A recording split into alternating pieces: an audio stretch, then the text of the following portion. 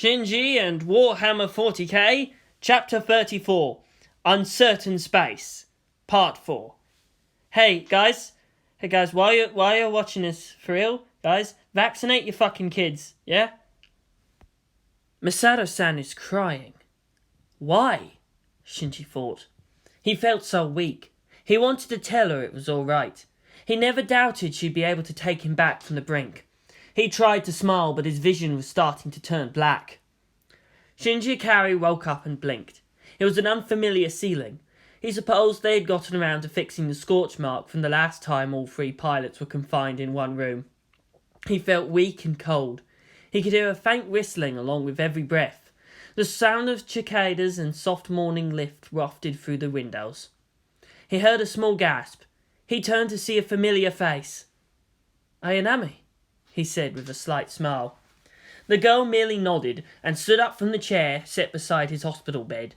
She was in school uniform, and the light from outside was starting to take a sunset tinge. "How long have—" No. Shinji set that aside as a useless question. He knew Rei would only answer, "As long as it takes." She would be waiting for him to wake up. That pure faith sustained him, and made it hard to resist an impulse to just hug the hell out of the girl. "There's no reason to leave just now, if you've been waiting here all this time." Rei shook her head slightly. "You are well. Stay in bed today." Shinji could detect a relieved note in her voice. "We will take care of the rest." She took her book bag and left without looking back. However, as the door opened, it only showed a surprised Asuka. She leapt back to hide from view. Rei made no reaction to her presence. Shinji chuckled lightly. "Asuka, are you—" He heard the hurried stomps of her leaving. He sighed and lay back on the bed. "I guess you must still be mad at me." He sat back up suddenly. "How'd I get—" It was such a peaceful afternoon. It was almost a waste to spend such a fleeting serenity on such... Ugh, my head. I remember. The angel's attack. He smelled blood, the intensity of that memory firing up his nerve endings. More than physical. More than mental. He felt dizzy. He lay back and closed his eyes. Another dream. He could tell by the silence inside his mind. He decided to just rest and wait for the points to present themselves. Time passed. Not even the techniques taught to him at Javal could contain his irritation. Dreams were out of context problems, so should it even be possible to feel bored inside one? The experience was far too authentic. Even the nurse that finally came along to check up on his behaved in the expected crisp, professional manner. He sighed and waited some more. He supposed that being treated like any normal patient was what his subconscious wanted. As far as any Evangelion pilot could be normal, in any case. He sensed she was even afraid of him a bit. Though not as bad as rampant hero worship. It was still unpleasant. Shinji stood up and began to walk around again, stretching his muscles. Strange. His body was weaker, his flexibility and muscle tone less than what he considered normal. The view outside faced the mountains, pleasant enough, but he wanted to see the city. His city.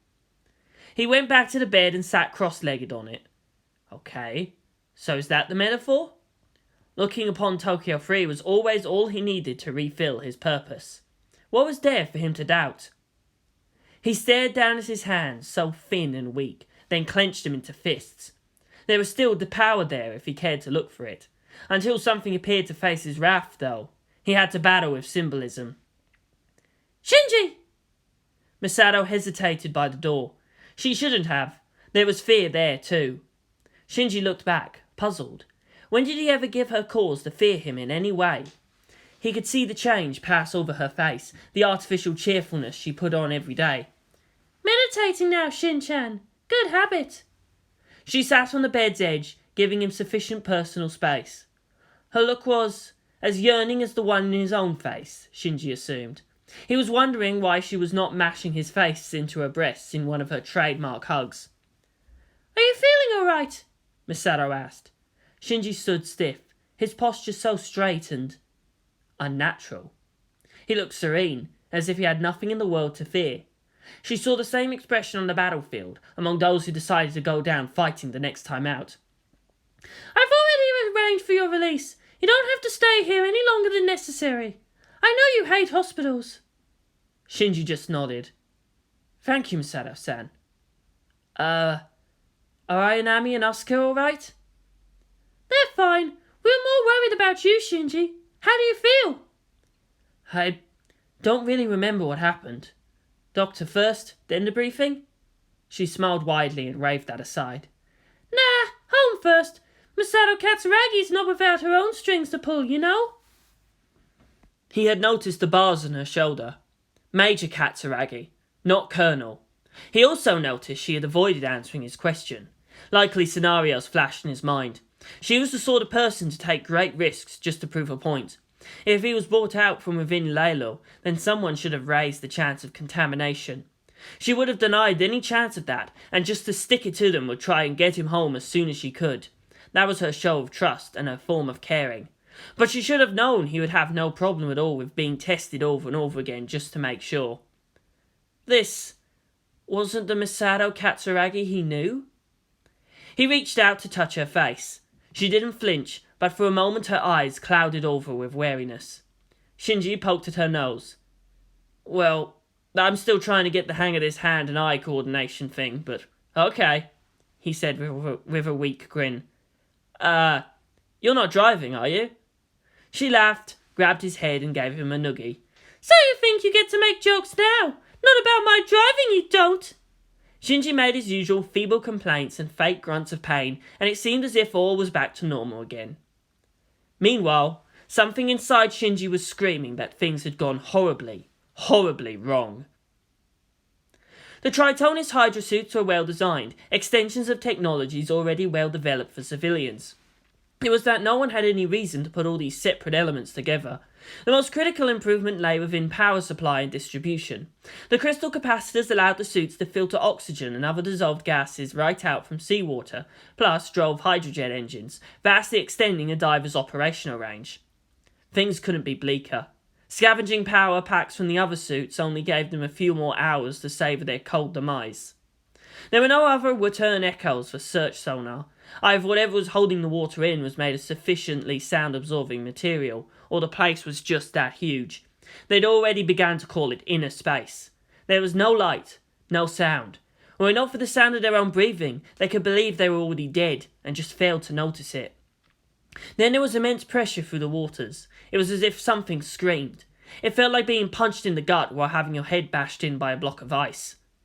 That would soon join in with the all-too-real screaming through their comm channels. They had to wrestle the chaplain to stop his flailing about, difficult enough to do without leverage. Then inexplicably, he started laughing. "Can't you feel that? It's here!" Father Autogas shouted eagerly. His faceplate was splattered with his own blood. "Evangelion." "That's not exactly good news," Sergeant de Leon had to say. "Well, I'd even say that's pretty bad," Katagiri chimed in. If their squad sometimes felt more like a dysfunctional family, with Takahashi as the bratty youngest, then the ex-baker was like the sensible elder brother. "You know what we gotta do now, right?" "You can't seriously be expecting us to rescue an Evangelion," Marino replied. The man fit every stereotype of what a Marine should look like. Big and bulky, with drooping eyes. Except that before impact happened, he was actually trying to become a dentist. Strangely enough, that was comforting. Their situation was no less dire, but the thought that they weren't alone seemed to light up the void. They may be there by accident, but their presence was not without meaning. The sergeant just sighed. "It's not like we can all just float here and wait for our own rescue. Let's face it, that thing, and Shinji Ikari, is a lot more important for the brass than recovering a few grunts. It may be our only way out of here." That was hours ago. Hand over hand, jagged teeth boots trying to dig into eerie rock. Through underwater they climbed. The structure was massive, like a city growing out in 3 dimensions, and if they tried to use their jets to cross it, they would only drain their reserve to no useful purpose. The Tritonis Hydra suits are capable of operating for 15 hours, where they already used up some juice from the earlier fighting. Sergeant Angelo looked at his own power meter. He had less than an hour left. He shivered a bit, as they all had to dial down their environment controls to save power. They were cold, they were hungry. Their muscles burned from the exertion. Everyone had looked to Sergeant de Leon. The same thought was all in their minds. Leave behind one person and an extra power pack could make 2 people go further. Leave behind 2 people and 4 had a better chance. Their suits filtered seawater. One person could go on until he actually starves to death. "What are you, stupid?" he shouted suddenly. "We've got a mission. Katagiri, Takahashi, run the numbers. Ota, Marino, distribute the extra power packs. We're getting out of this together." "But sir, that is an order, soldier!" De Leon shouted into the comms, pushing his microphone volume to full. "Now move!" Like gnats on the back of an elephant, little pinpricks of light slowly moved up. Down? The morass. Then, through numbed limbs, they felt the city-like structure start to shiver. It wasn't enough to dislodge them, but all of a sudden there was this great sweltering boom, and out from holes all over the structure poured forth swarms of silvery things.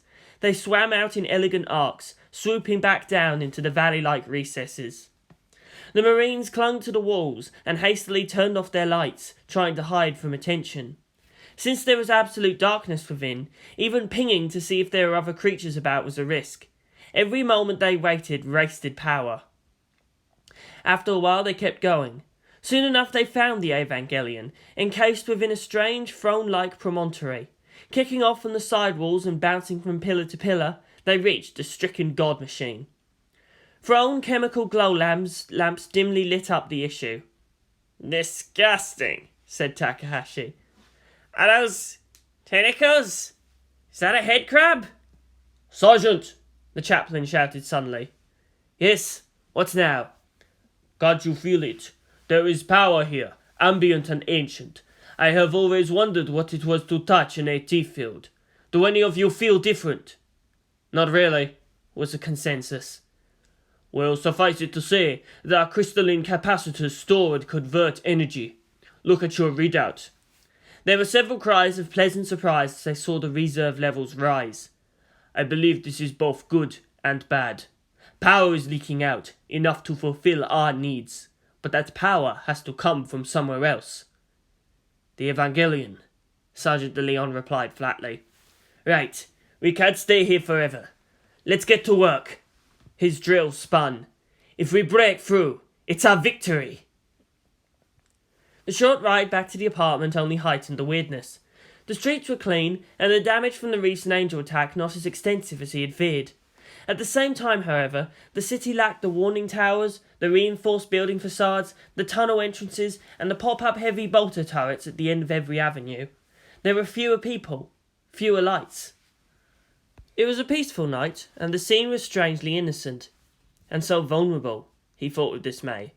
The city he knew was practically impregnable to any form of conventional assault. Then again, they needed such defences. So why then did this city less under threat taste of so much fear?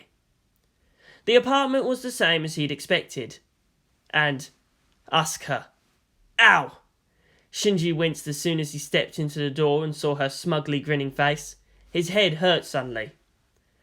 "So, you're back! Did you have a nice nap, Baka?" Asuka said haughtily. The flicker of hesitation in her eyes showed she'd been practicing what to say. Clearly it was supposed to be less hostile than what she found herself speaking. Too late for regrets, she decided to just bowl through. "It must be nice to have people caving into your every whim every time you do something stupid." Shinji rubbed at his head.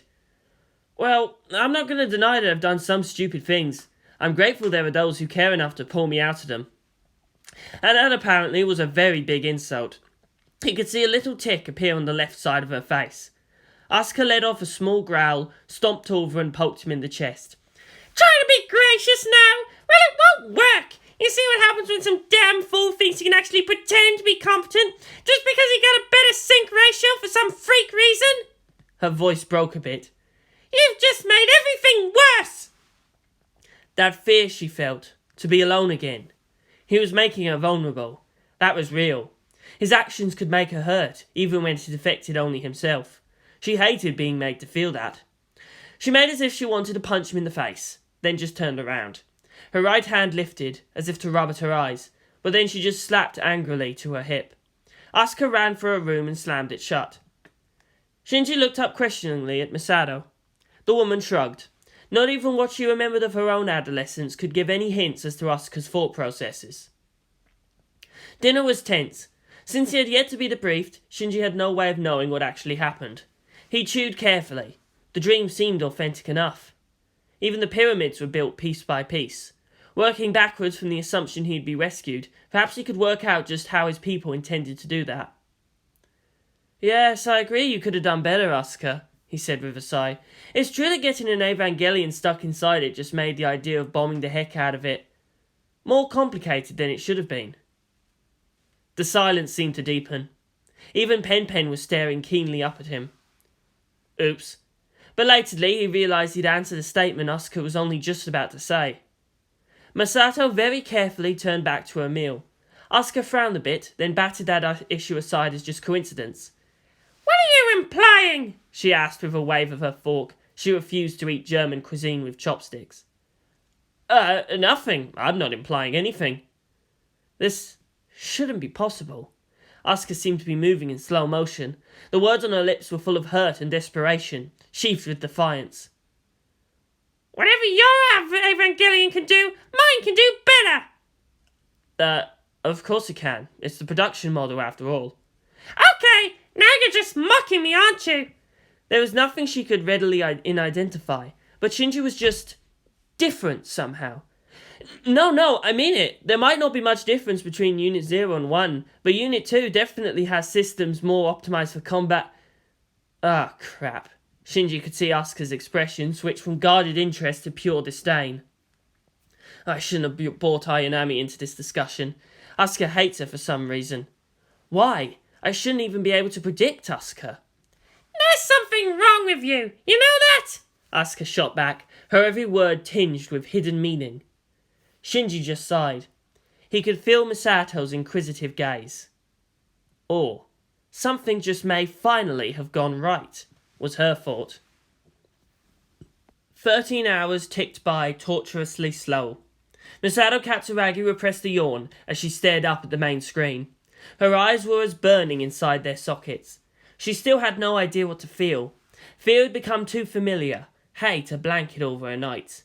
It surprised her in the end that she saw the angel as nothing more than a nuisance. Just one more kill, a stepping stone into the greater battle. She tried to speak, but her throat felt dry and gritty. Misato turned to look up at the command center, but neither of the nerve commanders were there. It was still her show, her responsibility, her burden. The Dirac Sea opened up, like a pupil dilating in surprise. Unit 4 emerged, clawing and trashing. It stumbled as it walked, and grabbed for support against one of the toppled buildings. Then, for some reason, it started to bash the building in with its own face. "What the? Is there something wrong with it?" Misato tapped the side of her own head. "Better for us, anyway." Meanwhile, Magnos Tancred was already up and about. It rolled somewhat stealthily using the treads fitted to its feet. These simple modules, among many, that increased its speed without ripping up the road as it runs. Its left shoulder was hastily patched up, the flamers there removed and replaced with quick-hardening glop shooters. Ironically, the right shoulder flamers were also replaced with water cannons, to make the glop hardening process even faster. Magnos Tancred was still in brawler configuration, since the cramped conditions of city fighting was ill-suited to the dual positron cannons of the Hellfire modules. The Trident oddly wielded the Evangelion's Gatling megabolter, its stubby arms forcing it to clutch the weapon close to its chest and aim to the right. Nobody expected any accuracy out of the arrangement, but the longer barrels and larger ammo box of the weapon gave it better medium-range performance than the Trident's own megabolter shoulder module. Basilisk artillery and the Gatling megabolter were chambered similarly. One simply had a longer rifled barrel, and the other was designed for sustained automatic fire. The greater difference rested in the ammunition they were assigned. The Trident megabolter used a two-stage bolt round for a greater initial kick that meant it had to eject casings. The Basilisk artillery shells were gyrojets with limited guidance capabilities. Consequently, though similar in appearance, the former type of ordnance had greater penetrative potential, while the latter could contain a respectable payload. Mana was uneasy about loading acid-tipped bolts, but Evangelion-class armor was too resilient for normal attacks. She was told that perhaps there was some form of passive AT field protection going on, dispersing the force of kinetic impacts. Metal was metal, and yet the angel in its command of Evangelion Unit 4 could heal even that. Ritsuko Akagi's replies could basically be summed up as, "Shut the hell up, all you noisy bastards, and let me think. Ugh! This angel, it's an eyesore!" Another of Magnos Tancred's weapons was the hard-mounted positron cannon. Positrons were, after all, the anti-particle of electrons. Positron annihilation events proved capable of slagging a mountain. It was the only reason she could accept for why the Evangelions can now take repeated blasts to the face and keep on going. She let out a sigh and looked to her gunner. Of course, back then the positron guns were severely underpowered by comparison. 1 year was enough to change so many things. It was as if the young non-com felt her gaze. He turned up and asked, "Orders, Kirishima-san?" Mana flexed her gloved hands. Remote cameras showed the white Evangelions frenzied flailing about. It was like an animal, feral and in pain. They had no better chance. "Ready the chaff and flamers! Remember, we're bait!" She put her arms into the control frame and lightly touched the trigger. The enemy would likely not be able to control the trident the same way it could command an Ava. She took a deep breath. It was her time. If the trident couldn't stop an Ava there, even for a while, there was no hope for the rest of the nations of the world. They'd be held hostage by xenotechnology, and whoever controls the Ava controls all the human race. Finally, the word came. "Begin the operation," said Misato. She looked to a small window on the main screen, ticking down. If they failed to stop the enemy within the time frame they were given, it was likely that nothing else in their arsenal would ever really do it. The UN air divisions were standing by with N2 bombs. The submarine-launched missiles could then arrive within 15 minutes. If even that fails, then a mass strategic launch from China and Russia would wipe all of Hakone from the map. It was better for no one to have the power of the Ava than for one tyrant to have absolute control. Let whatever the angels were seeking be destroyed as well. Deep within the Cerberus bunker, Yang had said, "Our hand is still caught inside Pandora's box. If we cut it off, we may perhaps be able to close the lid." Unit 0 and 2 were ready, silent and fully cognizant of that fact. The white Evangelion lifted its face and roared. Cameras were running. It wasn't something Nerve could hide. The whole world held its breath as the red and black shape of Magnos Tancred rolled into the open avenue. Now what would you say at this point, Masashi-kun? Mana thought. She felt an unfamiliar smirk cross her lips. "Oi! Space monkey! Rise and shine!" In the end, perhaps there was no better choice than maniacal laughter. She felt that Kato would only have pushed up his glasses and muttered something about how phallic the big gun was, and how Freudian it was to enjoy so much shooting it off.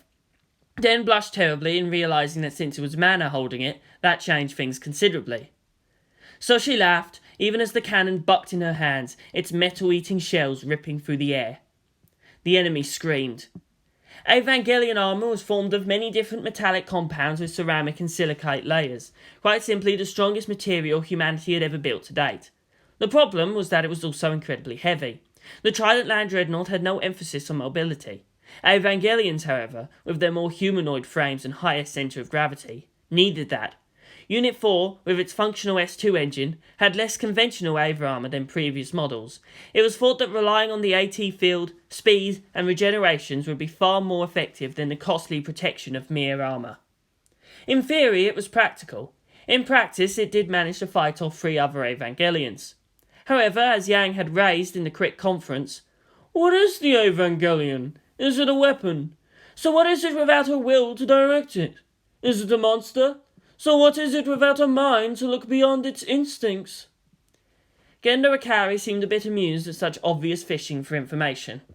Misato Katsuragi's response, however, was quick and uncompromising. "If it bleeds, we can kill it!" Unit 4 did not bleed. Stinking smoke wafted out from gaping wounds.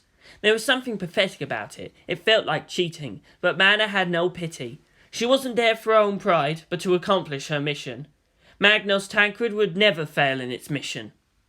Unit 4 roared and sprang away, like a white tiger facing a sacrificial goat that fought back.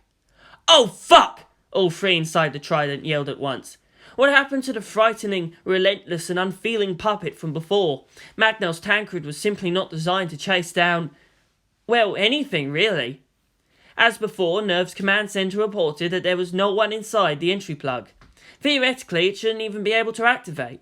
And if it was Berserker, when apparently all logical rules fled, then it should be acting far more aggressive. Instead, it acted like a wounded animal. It was afraid. But like hell that meant Asuka was going to hold back any. She kicked out of a disguised elevator block and gave chase. If she was asked, then her answer would be simple too. The Evangelion was a tool. It was no weapon, but power manifest. She felt the shockwaves pass as her Unit 2 ploughed through the streets, so fast that the air in front was like a brick wall. Nothing so simple as air resistance could stand up to the might she felt crawling across her veins. Nothing so mundane as momentum could dare prevent the fury she had to express. She pivoted on one heel and leapt sideways to surprise the enemy. The White Ava turned and seemed to cringe. "Halt!" Asuka shouted. Wham! Ava Unit 4 reeled from a G-impact stake to the face. "Hammerzeit!" And then Asuka smashed it again. The White Ava's head had a noticeable dent inwards. It stumbled back unsteadily, clutching at its head and bellowing in pain. Asuka grinned. The big red warhammer in her hands was one of the last relics of Nerve German branch. Technically, the Ernster Einschlag, it multiplied the momentum in every swing to drive either a blunted or pointed spike embedded into the hammerhead. The handle was the same way, but fed by oversized shotgun shells. In many ways, really, Asuka would have found it laughable if only she had more to remember her old home. It was like they expected her to go hunting vampires or something. Wham! The White Evangelion let out a frantic scream, but that got cut off as Asuka hit it again. Wham! Prog knives and spear may damage the enemy, but it takes time to get through armour. It's not like the enemy can be stopped just by cutting bits off. Get to the core! Wham! She gave the enemy no time to do anything. That was their mistake the last time. 3 Evangelions and a goddamn angel played them like a drum. Thinking too much, holding back too much, that cost them too much. Now there was nothing but action. Wham! No hesitation, no doubt. She burned anger as fuel. Wham! Wham! Faster, if only she'd been faster. Once more, wham! She knocked the enemy Ava aside the head, flipped her grip and hit it again. Unit 4 spun into the ground. Asuka paused and took deep breaths. The enemy was unmoving. The last time she cut off its whole arm and the thing just stuck it back on. It seemed that healing blunt trauma took longer. The damage may simply not register as severe enough to require that special trick, but at the same time still sufficient to stop the Ava cold. If I keep on going, maybe concussion alone could crack the core. Absently, she hoped it might actually be that simple. But the Ava got its head out of the concrete and roared. Asuka hefted her great maul to hit it some more, but was blown back by the force of a fully active AT field. Back at the command centre, Maya gasped. Should that be impossible without summoning the entry plug? The chance of independent activation is incredibly low, but still there. The AT field. There were too many missing blocks. You're proceeding through the assumption that we're fighting an Evangelion, Ritsuko replied blandly. This is an angel. At least I don't have to worry about hurting anyone inside, Asuka thought with relief. Even through all the armour, the shock from her warhammer might even kill the pilot. That was perhaps the whole point of the weapon, striking at an Ava's only true vulnerability. Already there are measures and countermeasures. Could the Ava even hope to exist as a deterrent similar to the old coal stalemates? That future was meaningless to her. She flared her own AT field and stood up. Ugh, this thing is strong! So that was the power of an S2 engine. She could still fight, but would have to split her focus. The enemy had no need to hobble itself like that. Her red Evangelion waded through the almost viscous expression of the enemy's power. It just stood there, arrogantly waiting. She snarled at it, but kept her focus intent on that single moment she needed. The enemy was waiting for it, which was why it just barely managed to dodge a contained plasma beam that could have decapitated it. The gigawatt-range laser had cleared the way, boiled off armour and exposed components, while aptly named Hellbore beam carved away at its shoulder. An orange Evangelion emerged from behind a wall of obscuring smoke. Hello, my name is Ayanami Rei, its pilot sent out gently. You took my Shinji. Prepare to die. Positron beams relied on particle annihilation to inflict damage. Unit Zero's Gargant-Watt Delbor used its own AT field to focus, compress, and direct a fusion reaction along a perfect line. While it was true that they can now wrap an AT field around positron beams to give them a limited homing property, such beams were known to just melt through mountains. Hellbores, though vastly more powerful still, actually had more manageable thermal blooming. The same AT field that kept the beam tight also burrowed through enemy arm barriers and sheathed all that firepower into a cleanly defined radius. Of course, using it within the confines of a city was only reducing the magnitude of destruction from vaporize entire city blocks to make big holes in buildings, the buildings behind them, the mountains behind those, and then space. The white Ava clutched at its hollowed-out shoulder, the burnt flesh there already starting to knit. It roared and leapt away. I see. Its healing factor is proportional to the damage it receives, Rei said, while folding the hellbore barrels back. The sniper weapon was longer than her Ava was tall, never meant to be fired without support. If I could touch the core, that one hit is enough. You just wasted our element of surprise! What the hell are you thinking? I'm not prepared to let you grapple it and shoot for the both of you, Soryu. We still require it as a key to open the Dirac Sea. Rei's tone was oddly light, as if she was on the verge of expressing some emotion she knew she had no right to express. I cannot be the one to inflict the killing blow here, as much as I wish it. My heart is filled with chaos. It is distressing. UN Delta Wings flew overhead and began dropping their bombs.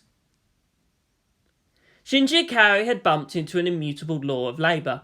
When there are a lot of people willing and able to do a job, that job generally doesn't pay well. That was one of 4 meaningful factors that determine a wage. The others were the specialised skills the job required, the unpleasantness of a job, and the demand for services that the job fulfilled. Theoretically, being an Evangelion pilot required immense specialisation in skills and the incredible scarcity of the labour pool. The glory of the task were countered by the rather extreme, unpleasant nature of that duty. There are already talks of using pilots for breeding purposes, to ensure Evangelion activation could be on demand, as it were, in addition to the clear prospect of being killed. And even more extreme demand for that service. A pilot was a pilot, the human component to a greater machine. They were tools to be used as nothing else in history. The risk was too great to allow Evangelions to run out of control. What made him different was that from the moment he started to wield the Ava, he'd accepted that the world would never view him in the same light as any other human being. He had no natural rights. The laws of man can be revoked by man. He had to fix himself into the ever-present fear in their hearts, to get himself and his fellow pilots treated as more than human instead of subhuman, to be thought of as essential parts of the Evangelion and thus sharing in its power. What did Earth pay its pilots? Whatever value they could give would only ever be summed up as not enough. While money was nice, from the start the boy learned to appreciate the more abstract advantages his job provided. Actually, piloting an Ava had many similarities to the stresses of commanding Nerve.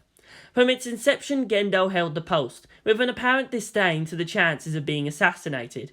He and Nerve were perfectly fit for each other, that for anyone else to even attempt to force them into compliance would soon find themselves buried under a host of complications.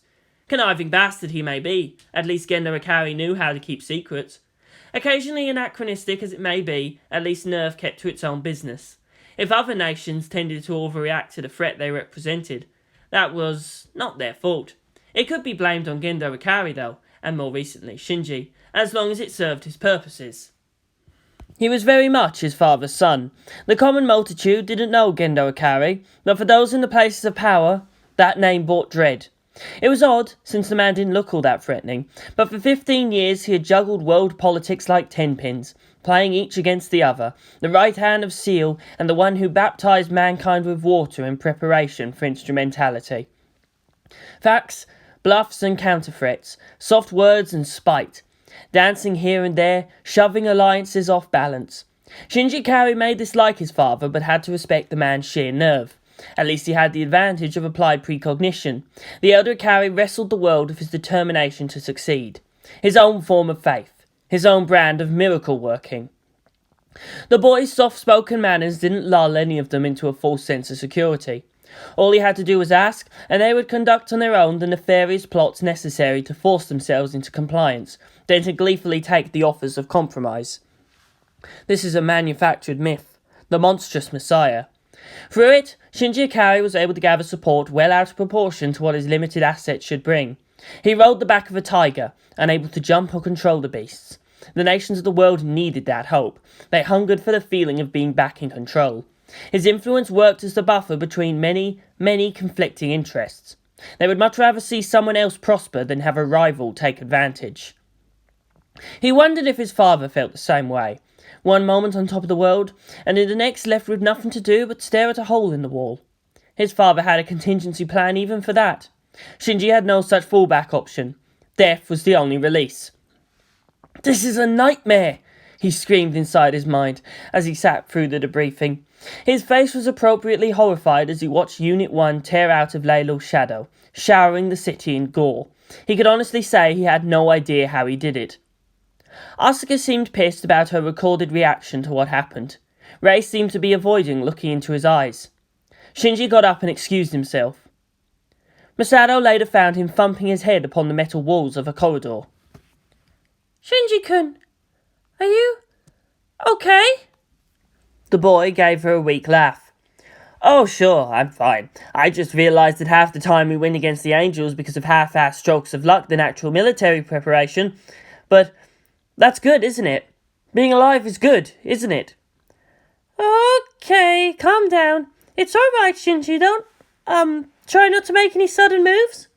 As a soldier, Masato had some experience with recruits breaking under the pressure, but her children supposedly had the buffering influence of a normal civilian life. I'm here to help you. If you want, I'm always ready to listen. Shinji smiled, uncharacteristically wide. "Of course, Masato-san. I never had any doubt about that." Masato's heart skipped a beat. Her Shinji was behaving very oddly, and she should report it, even if she had raised such a stink about contamination. Her pride shouldn't be worth an Ava pilot's safety. And yet, she walked over and sat next to him as he sat down with his back to a wall. What's wrong, Shin-chan? Shinji thumped his head on the wall one last time. "I don't understand," he sighed. "Everything? By the Emperor, I even forgot just how bitchy Asuka could be." Ah, Asuka. Oddly, just that seemed to explain everything. She looked over at Shinji, and for some reason his expression of pure frustration reminded her of Gendo. There was such anger there, barely kept in check. Well, he is a teenager. I was wondering when he'd go into a full-blown emo phase, but I didn't expect him to actually be talkative. Well, just don't take it too hard. I'm sure she doesn't actually mean half of what she says. I used to be a guardian for a while before, so I know. None of us are really all that sure of what we're asking for with our words. Shinji nodded. "I don't actually dislike Asuka, you know. Still, Asuka seems more bitchy than I've ever known her. Rei might as well be a robot, and Misato-san. If losing Tokyo 3 means the extinction of the human race, why the hells aren't you at least a colonel by now?" He rubbed at his face. "Gods, this is so messed up." A colonel? You do dream big, don't you? She ruffled his hair. Authority doesn't automatically equal ass-kicking, you know. It's mostly thanks to you we're doing so well. Shinji looked up at her. The face was the same, but the qualities were different. This Masato was less certain, less hardened by necessity. She was softer, yes, the difference a mere year makes. At the same time, also more open and caring. He had a feeling the months he'd spent away from Tokyo 3 caused a slight alienation in the relationship with his guardian. They had changed, and the pieces of their personality no longer quite fit so snugly. None of that here. For some reason he felt weak. He felt his eyes tearing up. "Win a roar, aren't we, Masato-san? You're a soldier, aren't you, Masato-san?" "Well, yeah, but you don't have to worry about that." "You're a soldier. Soldiers die in war. I don't want you to die, Masato-san." Not caring any more about how pathetic it may be, of how he could lose control of his emotions so easily, his puny body untempered by a pilgrimage. "When I fight, I know that if I fail, people will die. I need you with me, Masato-san, so don't do anything that might make you die." He shivered. It was something he'd never really said to his own Masato Katsuragi. Their respective unspoken duties require that they give up their own lives if necessary. They never really raised the issue. They knew the stakes. The whole world is at risk. A bite taken out of China, Germany's heartland was a blasted sinkhole, and the Earth's cradle was still at large. It would have shamed both of them to have to ask either to hold back. So warm. He'd forgotten the feeling of peace, of softness, of the depth of caring in a maternal hug. Of course, his faith was still too uncomfortably close to Misato Katsuragi's magnificent memories, but Shinji felt he developed a tolerance for that. Maya and Rei helped. My God, you perverts! Asuka arrived just in time and took on a pose of mixed disgust and outrage. If you really had to, then couldn't you have found a side room and... Yeah, no! Shinji, you pervert! Misato, what the hell do you think you're doing? It's just a... There's nothing wrong with... Misato had to consider if revealing the boy's moment of vulnerability would only open up further attacks from the girl.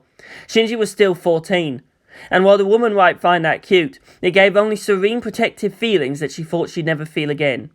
Hey, whatever perversion here is only in your own mind. Too many people had tried to protect her in their own way.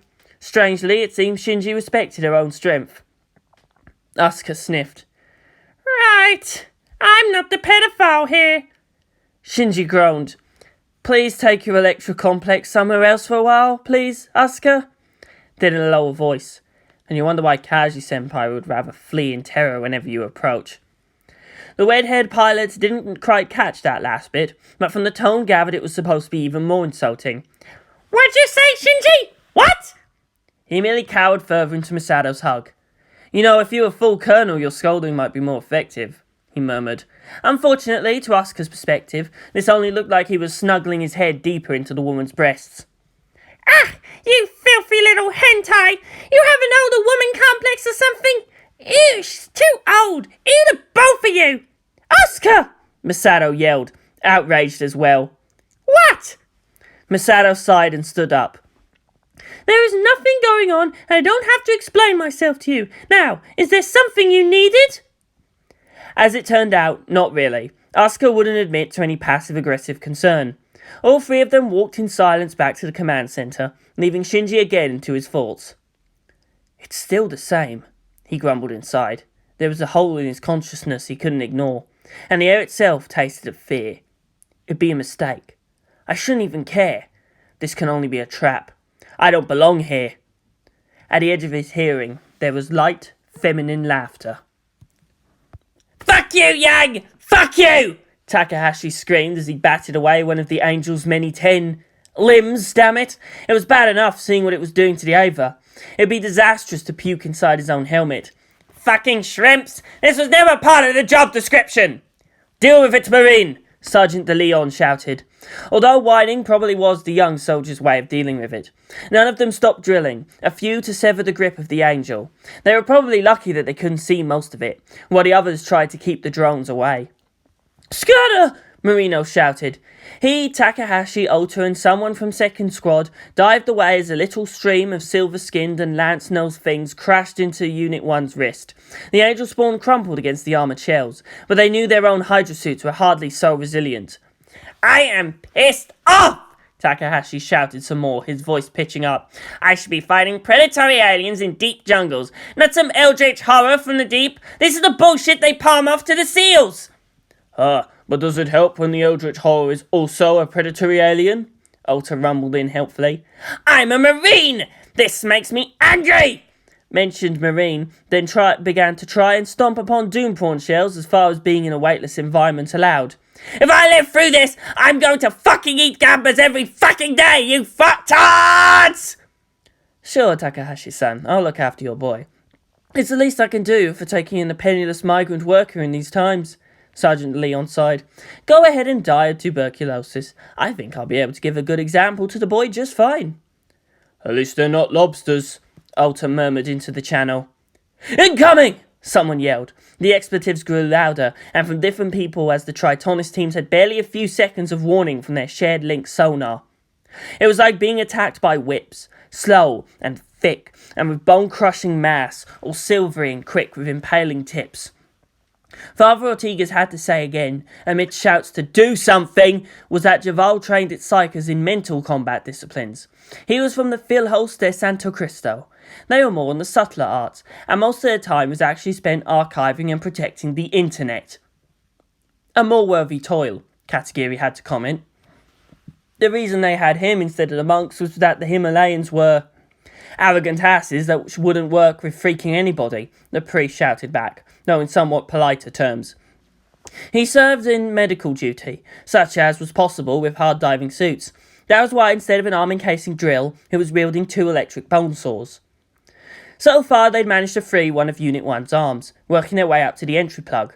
Everyone's batteries were at alarm settings, with barely more than 15 minutes of life left. To slow down would mean death anyway. Not even the energy conversion from the Evangelion's frantic AT field somehow imparting a trickle charge into their capacitors would make any difference. And then there was a bright light at the distance, approaching very, very fast in a curving trajectory. It was bright enough to illuminate a tendril of doom prawns swooping out to intercept. There was a bright flash, and the angel spawns broke off like raindrops on a windshield. "Look! Out there! It's a bird! No, it's a submarine!" someone said. So bright. As it got closer, the light began to overcome even the chemical lamps they'd thrown around for invisibility. No, wait, it is a bird. Okay, I am confused Marine, Takahashi intoned. Alta frapped him.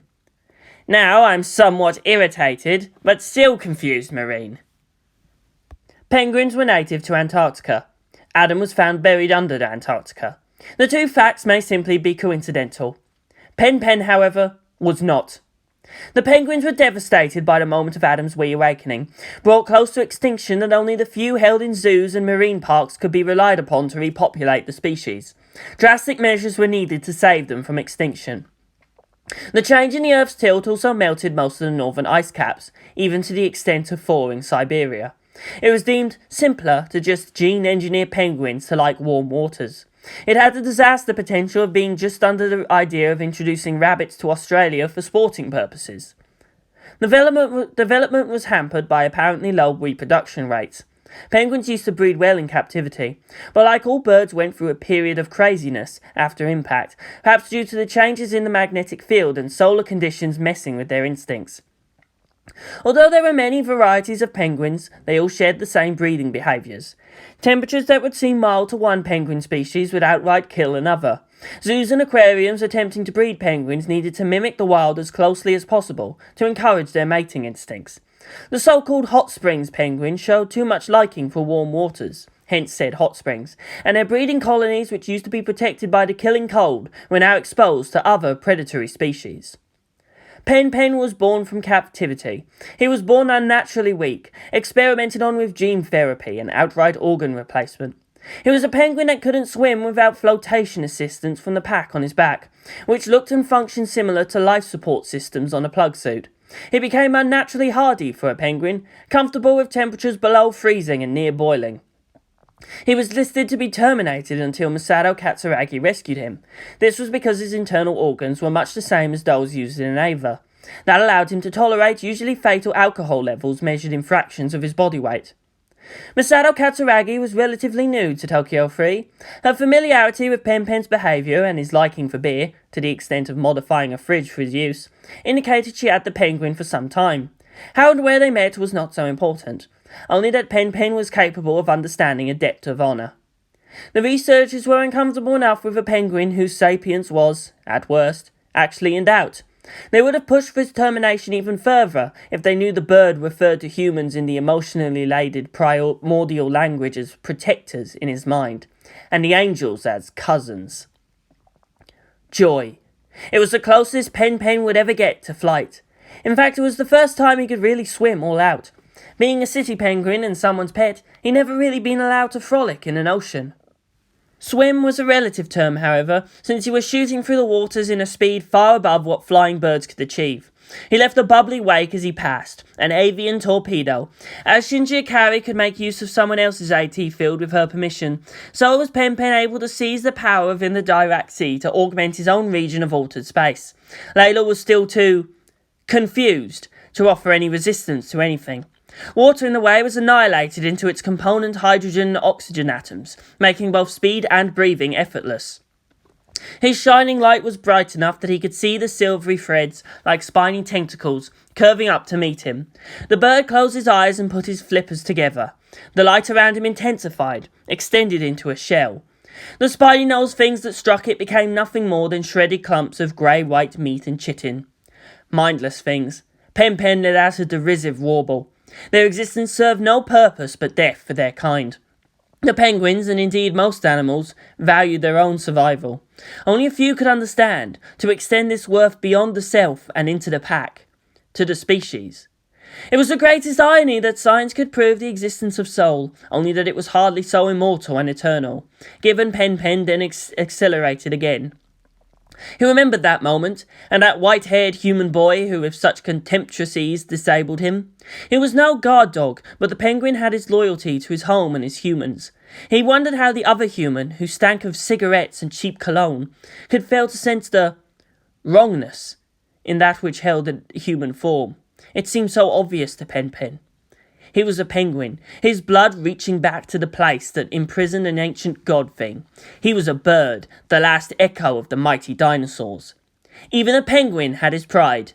Shinji Ikari was not the only one to hone his abilities in the months that passed. The Tritonis teams were at a loss at how to accept this new development. The glowing bird braked to a smooth halt before them, his shell melting into the semi-permeable field the Evangelion was emitting.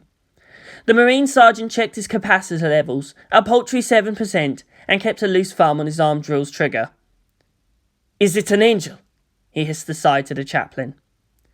Unit 1's pain writhing intensified, and the parasite creature's constricting grip tightened. Pen looked up at it. From the crab-like thing sucking on the Ava's head and the many tentacular arms restraining the Ava as if it was crucified, it was even more repulsive in the light. The penguin turned back to the man and raised the flipper in what he hoped was a friendly gesture. He led off a series of walks and warbles, in his tone trying to convey that he was thankful for their efforts, and together they might be able to do something. Point up. Ah, Father Ortigas noticed. Is that so? Well, Sergeant Angelo asked. "I'm a psychic. That doesn't mean I speak penguin," the chaplain responded glibly. That they were all still underwater prevented face faults. "Seriously, people, what were you thinking?" "Why did you pretend to understand it then?" "I was trying to be polite. It would be best not to antagonize the bird who can protect us with a shield while we work." One of the second squad Marines raised his hand, as all the suits looked the same.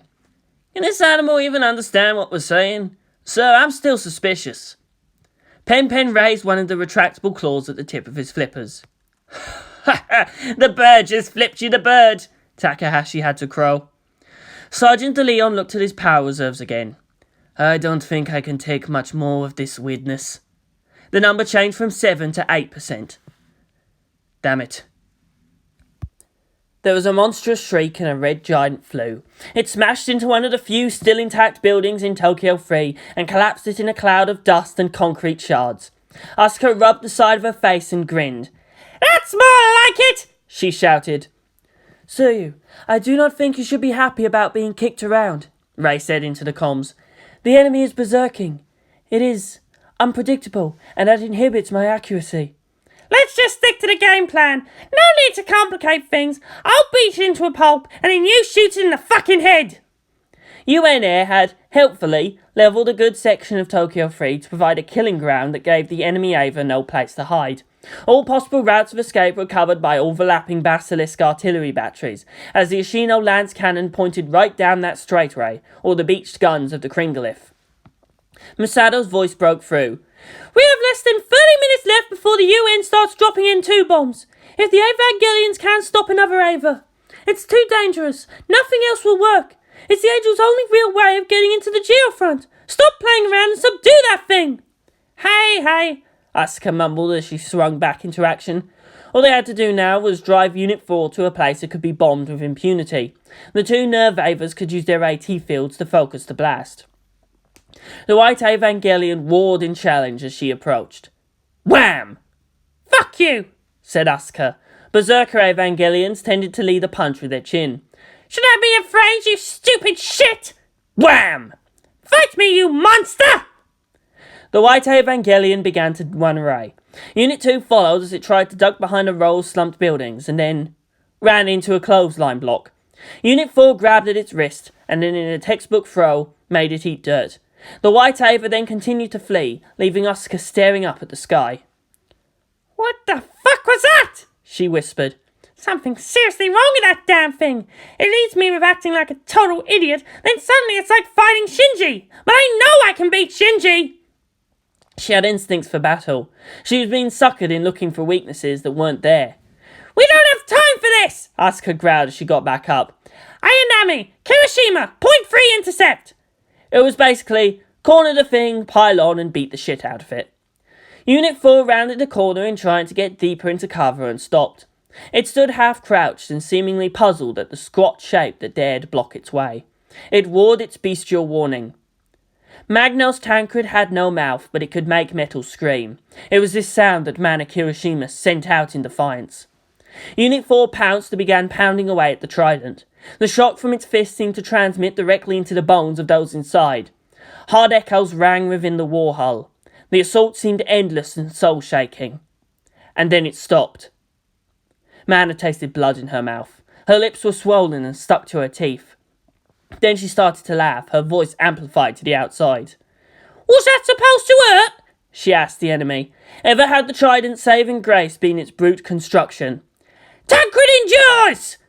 Glacis armour twice as thick as Evangelion chestplate, thrice in some places. The enemy had broken its fingers upon it.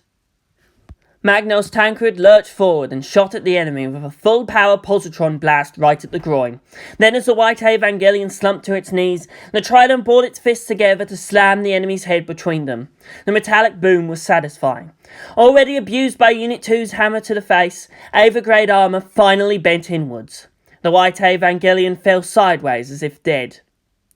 Mana flicked her radio channel. So you, as expected, the thing only really knows how to fight another Evangelion. This arrogance can't go unpunished. Weapons aren't meant to think for themselves. It's inefficient, Asuka mused back. Unit 4's eyes glowed. It roared. Air broke apart from the snap of an AT field. The trident tried to futilely shield itself with its stubby arms in reflex of its operator. Its lower centre of gravity helped keep it in place. Well, that wasn't so, Trident Vince Nagato, Trident Gunner, started to say. Clang! What was that? The trident couldn't feel anything, but the attack was as rain upon a windshield. I can't believe it's throwing rocks at us, Mana gasped. Pieces of broken buildings, to be precise. Large ones, but in comparison to the Ava, just about fist-sized. It looked like panic. That's pathetic! The pitiful little bumps continued, until the hiss of static broke their incredulous silence. We just lost camera away 4, Jiro Takeda shouted suddenly as his primary screen fizzled out. Backups regained the view, only to be cut or covered by debris. The 3 large main screens had mismatched videos, and some parts clearer than others.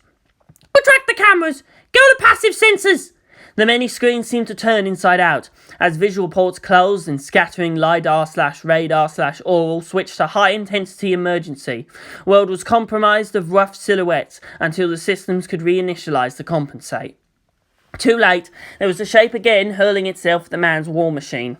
The impact was loud, horrendous, as Unit 4 slammed into Magnel's Tancred's top. The trident's legs strained to hold weight in multiples to what they were rated for. Clinging to the red and black war machine, the Evangelion had changed its centre of gravity. The trident land cruiser tilted back little by little, until it slammed flat on the ground. Those inside felt as if their hearts would leap out of their chests. There was a scraping sound. This isn't a berserker, Mana hissed, amid pain. That's a prog knife. It's finally fighting competently. On a good day, she and her crew could win 1 simulation in 3 over an Ava. In battle, had she really expected the flame of her anger and willpower to prevail over the limitations of metal? Acid throwers! Fire! Mana shouted suddenly. To his credit, her gunner didn't even raise the slightest objection that the hungry liquids was mostly just dripped down. Armour and faith. Death and duty. Unit 4 howled again, its knife slipping from its grasp. It was an animal sound, lacking the silent, eerie purpose that suddenly flicked into being within it. That pain cry cut off abruptly as that inhuman clarity returned. It just barely dodged a stream of plasma travelling at a significant fraction of the speed of light. No armour made by man or Xeno could resist that. Pilot Kirishima, Takeda, Nagato, are you injured? Tancred endures, was the whispered response. Rei nodded. I will attempt to draw the enemy away. My Ava is at a disadvantage with close combat. I require support. There was a raptor quality in the white Evangelion's hunched, motionless stance. Patient, merciless, and familiar. The angel screamed. The Evangelion screamed. Unsurprisingly, the soldiers began screaming too, though more from frustration than anything. "Back into the shield!" was the command. 15 men had to crowd into a sphere they couldn't really see, and armoured men like plastic toys glued together in a ball. An immense tentacle slapped at the glowing sphere, sending it tumbling off, only to rebound against a larger, harder spherical barrier. The spinning, the impacts, the dizzying changes in direction. They were helpless against it. The small avian at the centre of the crushed mass fought to control the shell and minimise the effects to those inside. Nonetheless, the only thing all in there could do was to endure until the parasite beast grew tired from focusing its thoughts back into the material. "Damn lunacy!" Takahashi's unnecessary comment sounded wistful. "Damaged idiocy! Damn it! Gah!" Sergeant de Leon kicked him in the face, more to distract himself from the need to puke. "Out! Out!" he yelled out hoarsely. "We are hurting it! Spin on, you bastards! We've almost cut this Evangelion free!" There was some primordial need there, and he felt pity for the great mechanical monster. It was as if its very field was screaming, "I want to be free." "We all do, beast," he whispered back, as the Tritonis drived up in drunken powers to the thing clamped around Unit 1's head. It tried to move its whipped tentacles upon larger tentacles still, but faltered weakly. They tried to break off another of the crab-like legs attaching the sucking thing into the back of the Ava's skull. "We're hurting it!" the sergeant exulted silently. There was another fight happening, and every bit that drained from the thing's attentions helped. Then, bitter silence. Even the penguin seemed to stumble, its guarding light flickering for a moment. "The field is gone!" Chaplain Ortigas' voice announced through the comlinks. The Evangelion writhed, its arms pulling free from the restraints. Whatever poison or trickery the parasite creature was using, it was starting to wear off. On one hand, there was relief in finally seeing their efforts were paying off. Another, that the strange qualities replenishing their capacitors were no longer in effect. A little more than 5 minutes, that was all they had left. He didn't dare ramp down the spin of his drill, though he did turn off the temperature controls. "Plenty of time," he snarled. Misato Katsuragi had to step back as Shinji Kari screamed and trashed and gnashed his teeth. Blood was starting to darken the sheets. She had to fight herself, to keep from unbuckling him from the belts tying him down to the bed. He wasn't cutting himself on the straps. The wounds appeared out of nowhere. He collapsed bloody in her arms in the cafeteria. One of the doctors finished mixing sedatives to the boy's IV. Misato grabbed his arm as he tried to move away. "What's happening to him?" she demanded.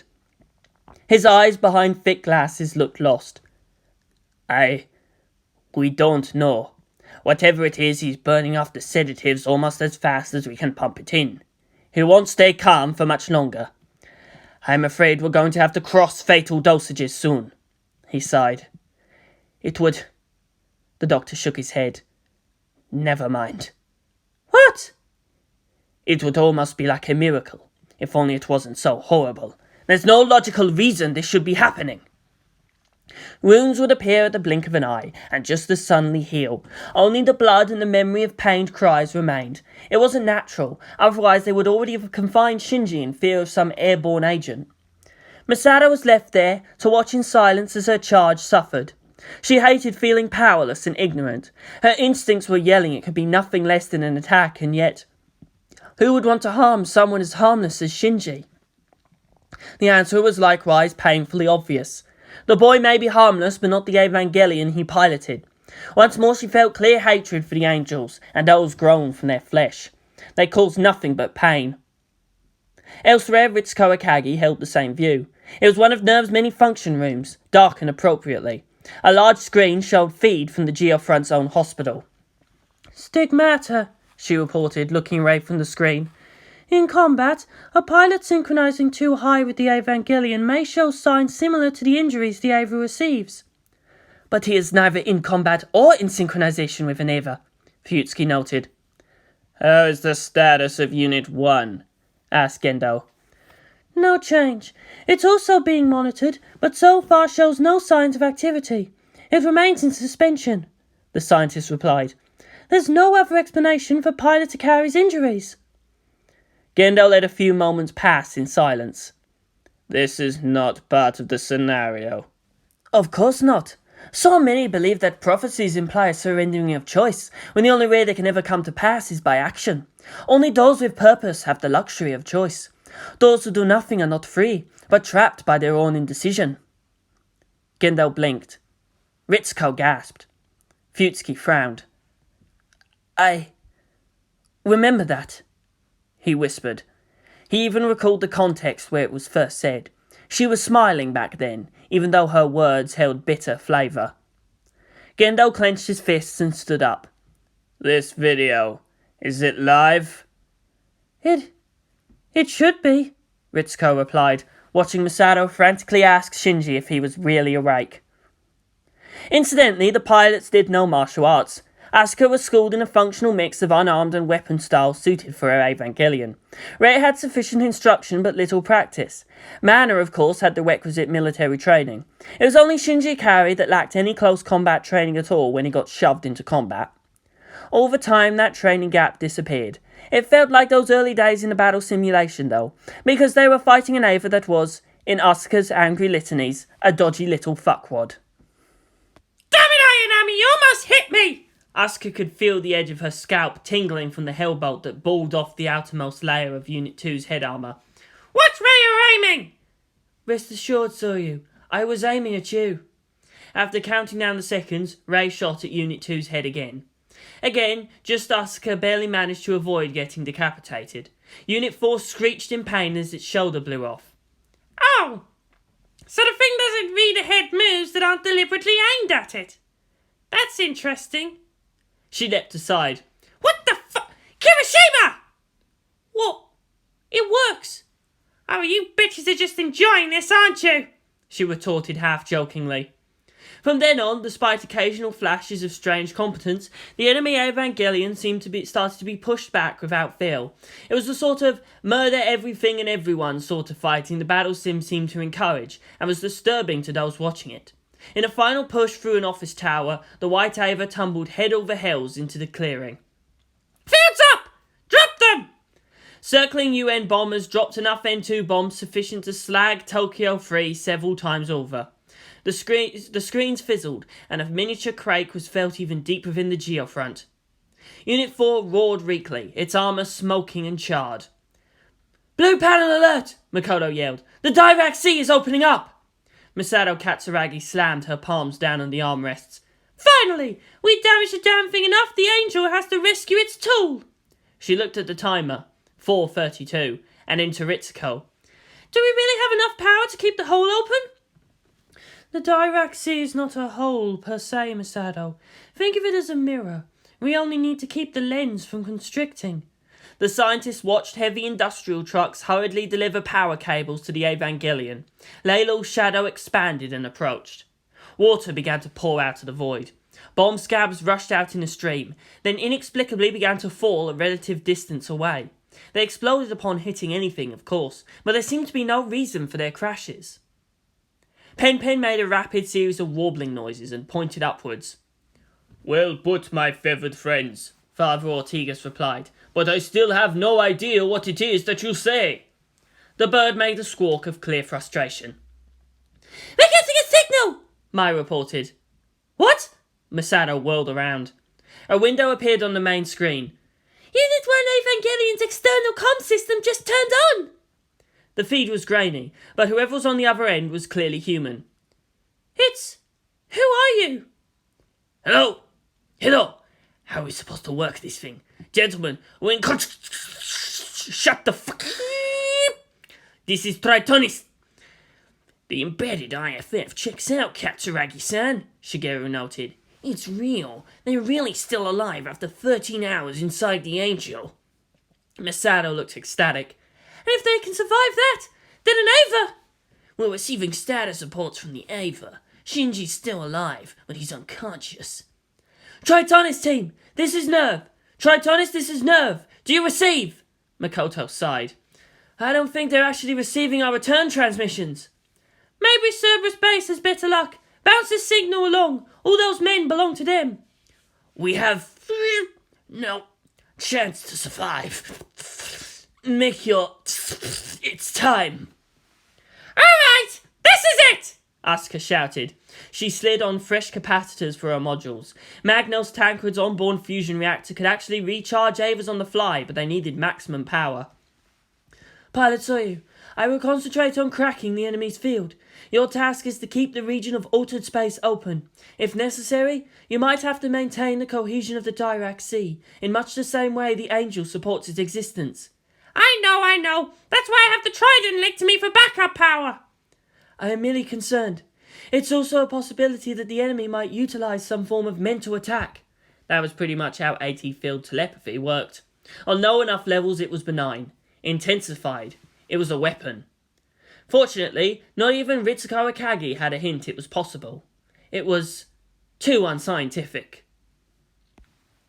Katsuragi. Masato looked up to the commander's desk with a frown. The Angel is on its way to destruction. It would be unwise to try and stop that. I know we might not have a better chance, but retrieval of the Ava is our first priority. I have a feeling those men did something to allow this to happen, and I won't waste their efforts. We have to rescue them. She turned back to the screen. Her throat felt as if full of grit. The least we can owe them is the chance to die standing. Rei stood with her arms outstretched and the light of her soul focused into a coal. Unit Zero's capacitors were draining at a rate of about 1% per 2 seconds. Though not to the level of an onboard nuclear reactor, the Ava was still throwing away enough power to light up a large city. It was easiest to visualize a drill boring down into the seabed. Leliel's AT field intensified downwards at a gradient, and it was part of why Nerve had mistaken its flight as merely pushing against the ground. Rei knew of the lance of Longinus, which Gendo had retrieved months ago. It would have gone through Leliel's trick as a sword through rice paper, but also as an advantage Nerve wasn't willing to let slip just yet. Dr. Akagi should be commended on creating a viable countermeasure to a concept she never fully understands or tolerates. All the power in the world would not have let herself from a year ago, Rei too, do what she was doing. Strangely, it would be since she lacked philosophy. A mad boy was running down the street, shouting, "Power, greed and corruption. Power, greed and corruption." One day a brave and stupid Gretch asked, "Hey, why's you doing? Can't you tell Nobby's listening?" "Course I do, you dumb grot. I ain't that deep into the warp." "Then why's you shouting?" the Gretchen asked some more, while shaking in fear. "If and nothing changes." "You don't get it," the mad boy says on. "I ain't shouting to change them. I'm doing this so they don't change me." She wasn't neutralizing a field, as the usual tactic. The inverse of an inverted AT field was just repellent force. All she had was the sheer determination to batter the enemy's will to survive with her own comparative will to prevail. She held value. She wouldn't fail. Not him. Not anymore. "I am Ayanami Rei," the blue-haired girl breathed, "and if he should will it, I shall pierce the hells with my drill." Red light spewed out of the Dirac Sea in viscous ribbons like blood. The dark void cracked and seemed to splinter. Water hissed out, expelled under pressure. The air rang with a high-pitched wail. The edges of the Dirac Sea began to constrict. Unit 2 slapped its palms together, and amidst the deep humming tone, the air grew thick and heavy. The jagged bumps on the surface started to splinter further, flecks rising into the air. A gout of seawater fountained up, and lit by the red seams of light around it, seemed even more violent. Aside, Unit 4 began to stir. It crawled towards the boiling Black Sea. "Enemy! Enemy!" "I am almost through, Soryu." One of the capacitor backs on Unit Zero's shoulders exploded. "I can sense..." Leliel's shadow broke apart. Explosions rippled along the heavy capacitor banks that gave her orange Ava such a distinctive hunched look. Rei screamed, and for a moment her eyes seemed to turn inside out, the white in her eyes turning black. Unit 4 managed to touch the barest edge of the Dirac Sea. Its flesh began to bulge out in cancerous growth. It flailed about in pain. Shinji groaned. Weak. So pathetically weak. He knew that physically he was nothing special, but never had he felt so powerless. What happened to the certainty that had always seemed to bring strength into his every act? "The universe doesn't operate on moral principles," he found himself whispering. "In this uncaring universe we are terrifyingly alone. Who cares for us? Who looks at us? Each time we look into the abyss, or try to plumb its depths, we find only a lens to the darkness of the self." "Shinji-kun!" The boy gasped for breath and opened his eyes. "Hello, Masada-san." "Shinji-kun, are you alright? What were you—" "No, it's not important right now. I'm glad you're not hurt." "I'm sorry." "It's not your fault. It's okay." And her voice took on a steely quality. "I'm not going to let anything hurt you anymore." Shinji flinched. I should be saying that, but... The door slid open. It wasn't a doctor, as everyone, even those watching remotely, expected. "Rei?" "Major Kataragi?" The blue-haired girl greeted with a slight nod. "Pilot Takari." She stared at him for a few moments, the beginnings of a frown appearing on her features. "You are diminished." Shinji could only nod. "Your wealth is gone. Your army is away. Your knowledge is useless here," Rei said curtly. "What is the source of your power?" Even Gendo, hearing that from afar, felt a chill run down his spine. Shinji sat up in shock, uncaring the bonds keeping him tied to the bed just snapped. "Who are you?" he asked. "I am as I have always been," Rei replied. "It is you who must answer. What are you now?" "I'm..." Briefly, Shinji looked aside to Misato, the confusion in her eyes giving way to suspicion and betrayal. "I'm Shinji Ikari," he shouted hurriedly. "I'm sorry. That's all that I am. But I have to do what needs to be done." He growled. His own flesh was so weak. He raged at the inadequacy. But his works wouldn't be undone so quickly.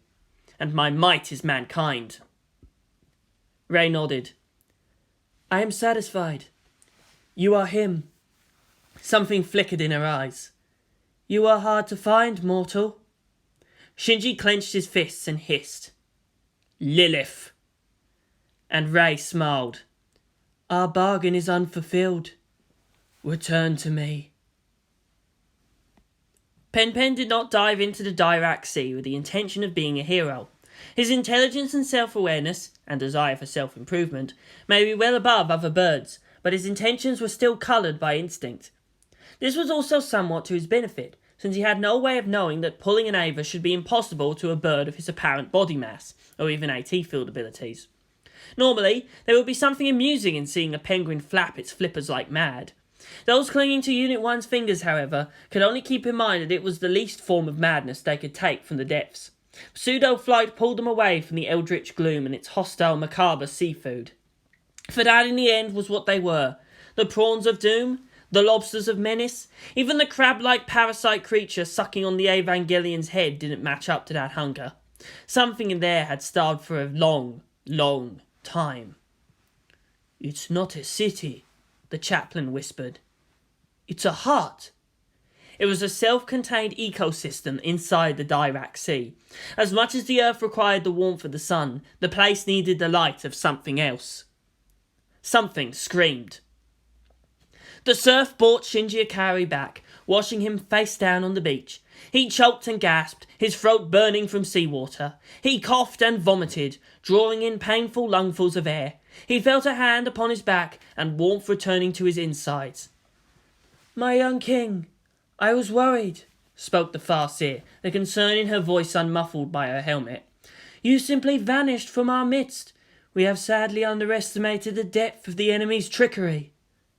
My mother. The Farseer looked behind her. She is gone as well, to a place we cannot follow. I feel that she is not in any danger. The young teen tried to stand. He felt drained of all strength and stumbled back to his knees. A most cunning trap. It gave you what you wanted, a life without the great powers you so foolishly seek to throw away. It pulled upon your overblown and really quite silly sense of responsibility to keep you restrained. How would you know? You weren't there, Shinji replied coarsely. It shouldn't be possible for you to hide from me. No, but it is the very lure I would have used. The Farseer unsealed her helmet and stowed it off. Somewhere. She actually looked happy. The only way to get yourself free would be to reject the illusions you cast upon yourself. Trust me when I say, that is a very difficult thing to endure, as surely you must know now. They needed me, Shinji whispered hoarsely. Was it real? He had, unfortunately, all but torn right through nerve just to get back to Unit 1, through all impediments in the way. They treated him as an angel, shooting to kill, and he had to run, to blow right through bulkheads, lightning sparking from his fingertips. He wanted to escape that look of utter betrayal from Misato, the eerie sneer on Rei's face, and he may have accidentally run over Asuka while trying to escape. Was it worth all that? Leaving that world in chaos, if not with their defences vastly reduced? What had he done to the self that used to occupy that body? The Farseer made a dismissive gesture. You might as well ask if I am real. Will it make you any better to know definitively that you may have condemned an entire world to a faithless death? She scoffed. You cannot save everyone everywhere. It is monumental egotism to even try. My young king, you have to be purged of this stupid arrogance. The boy looked up and glared. My word is my power is mine. I feel like I betrayed my own principles anyway. I should have expected that you would have no sympathy for the monkey. The Eldar merely smiled. Do you fancy yourself a lord of nightmares now? I know why you are angry, dear child. For a moment, you accepted the fact that you are not human. Shinji Ikari shivered again. He'd cut loose, and the fear in their hearts. They feared him, and he'd liked it. That power, walls of steel, meters thick, and the will of mankind to resist, as nothing, utterly pliable under his grasp. No! He shouted, clutching his head. That's what you want! I'm not like you! She didn't need to respond, her lips merely twitching higher. Of course, since she was indeed a part of his consciousness. I'm human. They're my people. I love. I bleed. I cry. I can die. Her laughter was melodious, music in itself and precise as surgical steel. Humanity is but a word, a title you cling to as the darkness falls around you. Are you defined by your flesh, my lovely child? Or your soul? Even Eldar is a title, yes, but like you, the title is not who I am. The Eldar are a purpose. We were made for war. Our lives are devoted to the utmost of our calling. To be Eldar is more than just a state of biology or of mind. It is to be attuned with the universe all around us. We were created, remember this.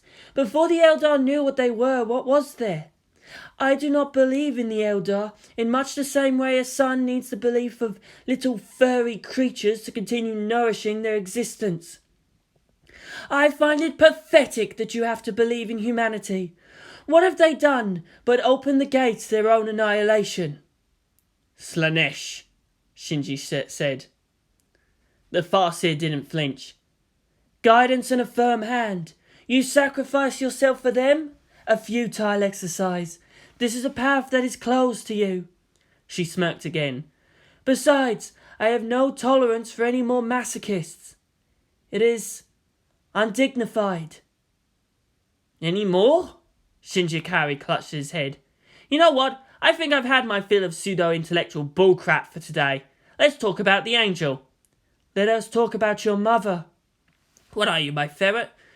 Now I think about it, the only other people here are a dogmatic crusader, a violence-happy brute, and a power-hungry maniac. You're probably what's keeping me sane.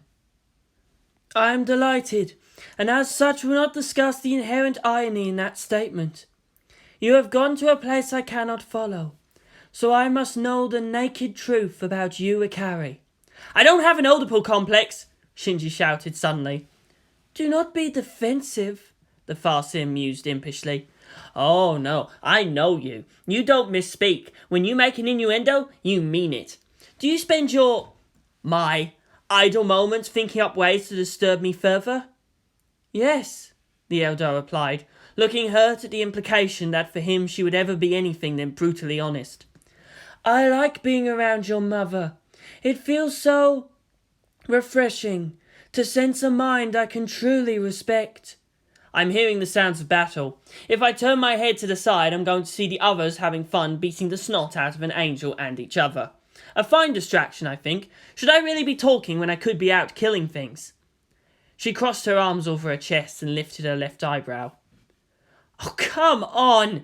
People are dying at this very moment, and you want me to talk about my feelings? She then lifted her right eyebrow to give a wide-eyed glare down upon him. I'm being bullied by my own metaphorical representations. I guess I really am pathetic, the boy muttered. Fine. You want to know?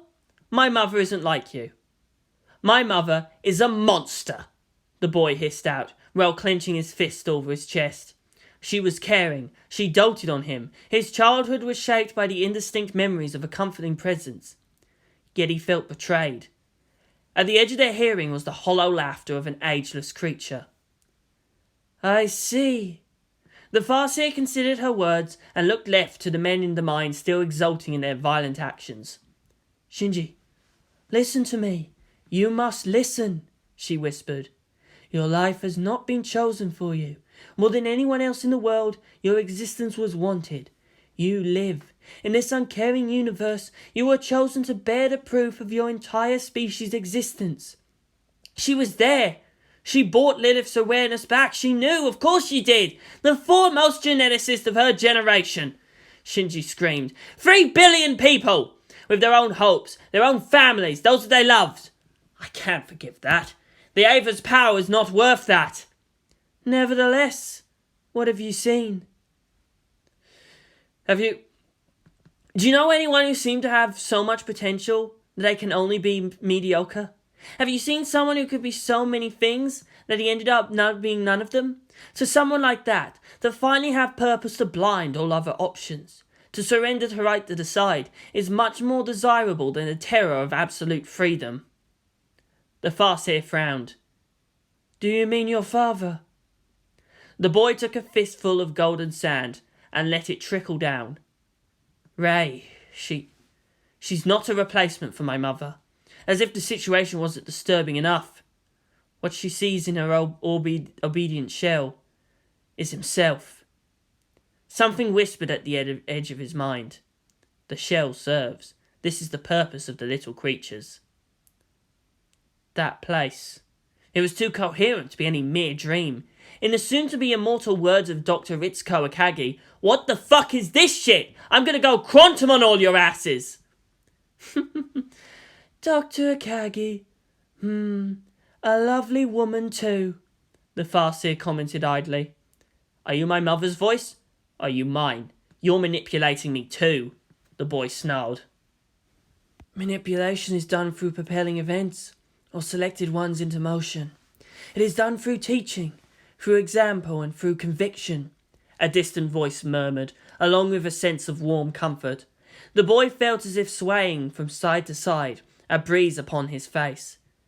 And the greatest of victories are not manipulations at all, but simply awakening others to the truth of what you believe, of hearing it echoed around you in life. The world I know mirrors my mother's belief. I've sentenced Seal to death. If my mother lived, I would have no choice but to make the same judgment, Shinji said, in pain. I trusted you, he shouted to his Farseer. More than the others, I felt I could rest my objectivity on you. Now, who can I trust? What are you? The Farseer looked saddened. To make you doubt yourself. Clearly, the enemy's assault cut deeper than I thought. Mankind is an animal, my little Shinji. A filthy creature of endless wants. That's the reality of man. Intelligence only allows us the illusion of immaterial needs to obscure our ever-present natural desires. At the end, every man can be controlled through his animal nature. What can change the nature of a man? Pain is an illusion of being. To prove one exists, one must kill. Only when one can move into the space in the universe occupied by another can you know if you or the other was ever really real. Is this not the predatory cycle? This is the natural state of being. The universe we can interact with is not infinite. All of life is competition for limited resources. All of morality is but the way of ensuring survival of the group.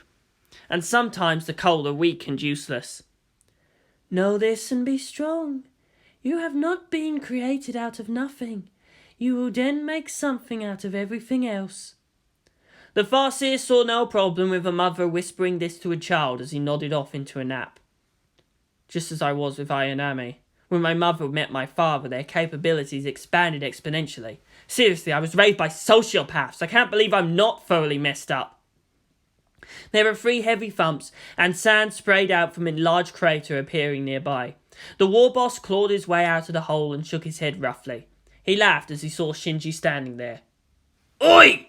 Yours back then! We saved you some bits to stomp! Ha ha!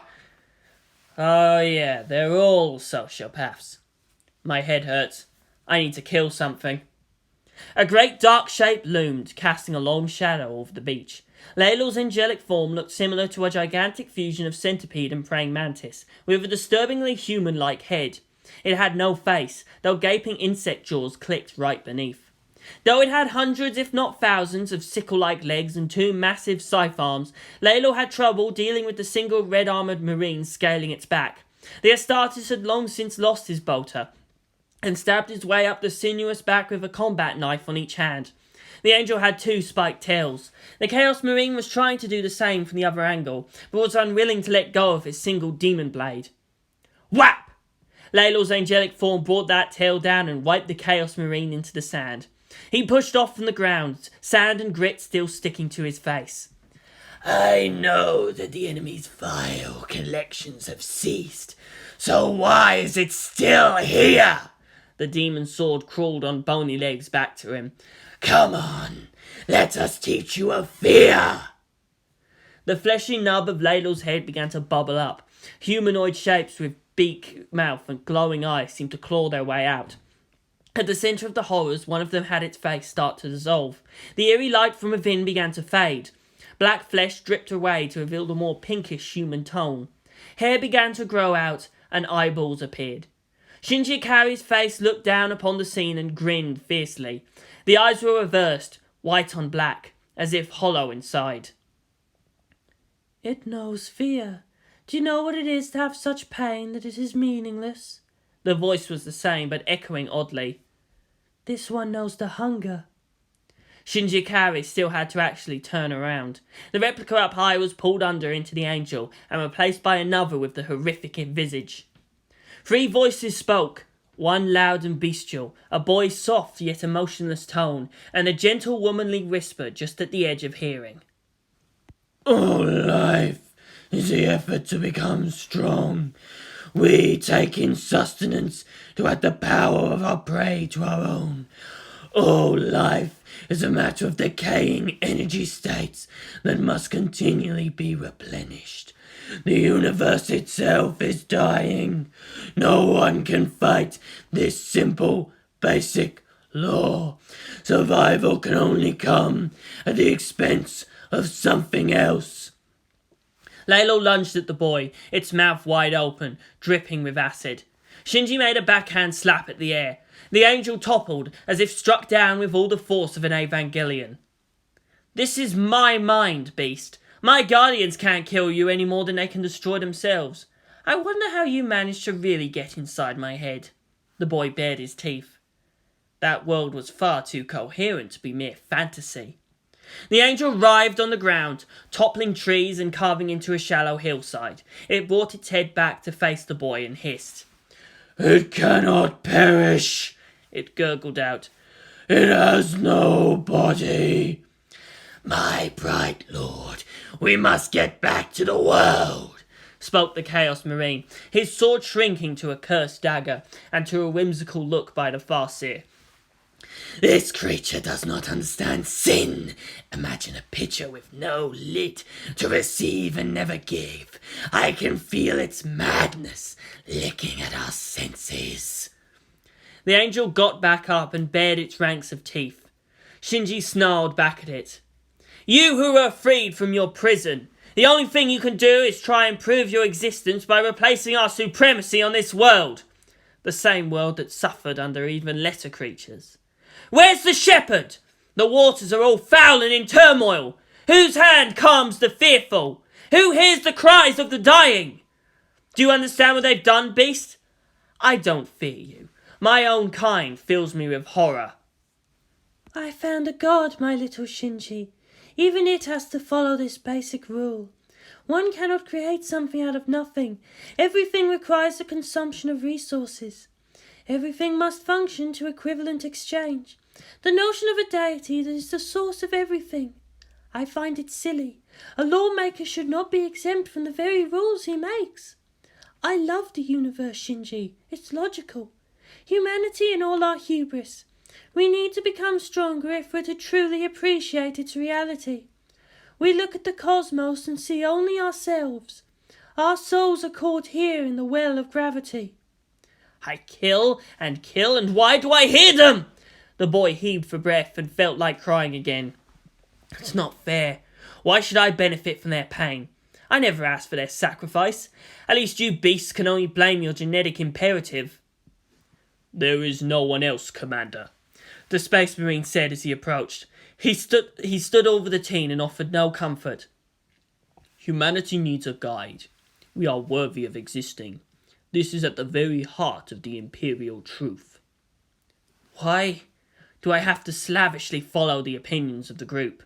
Shinji said numbly. Humanity is what I define it to be. The Farseer looked pleased. Shinji Ikari looked up at Leliel's angelic form. It grinned at him with its multitude of mouths and many-toothed jaws. Unite with this one. You can only be more of yourself. This one's power yours.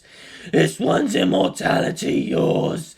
Your purpose become this one's purpose. The pain will end. It doesn't want to be alone anymore. It has waited for too long. Angels are their own gods, beings of supreme ego, Shinji whispered. You devour each other. You live, so do you. You kill it, you waste its power. Occupy this one's absolute territory, or it will have yours. Who knows, when something asks you to stomp it, it kinda takes all the fun out of it, yes. The war boss grumbled. Everything's an enemy nowadays. Something laughed in the distance.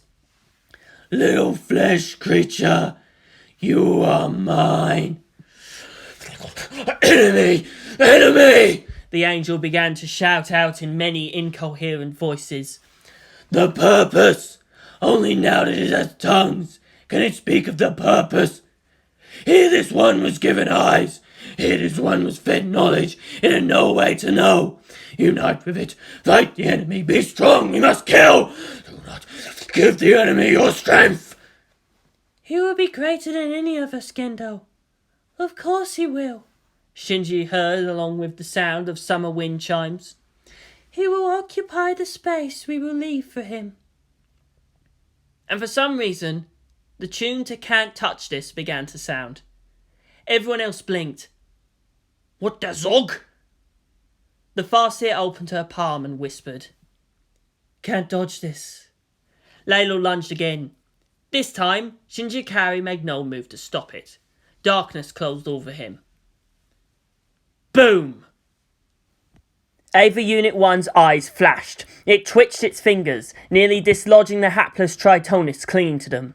It looked down, and it was aware. It gave a low growl and gathered up the men. The penguin gave an indignant squawk as the Marines were again shoved into its domain of protection.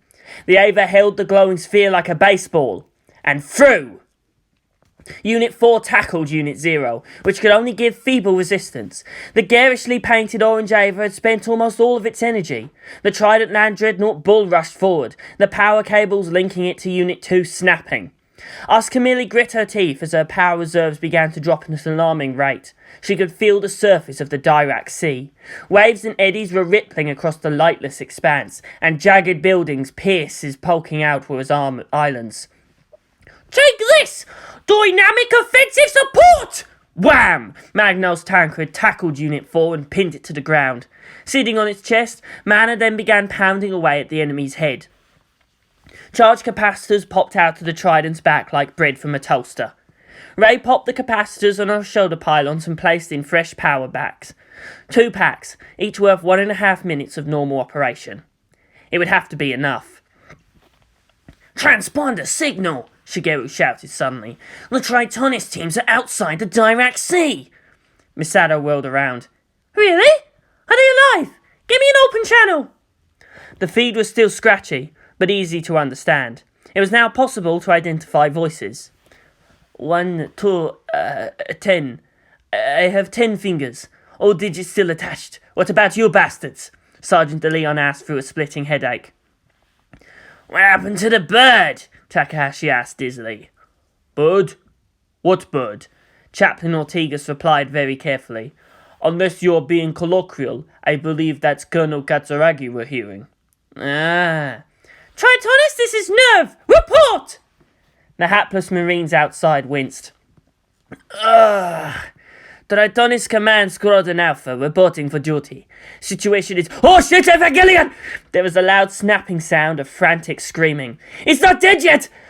I almost prefer the shrimps again!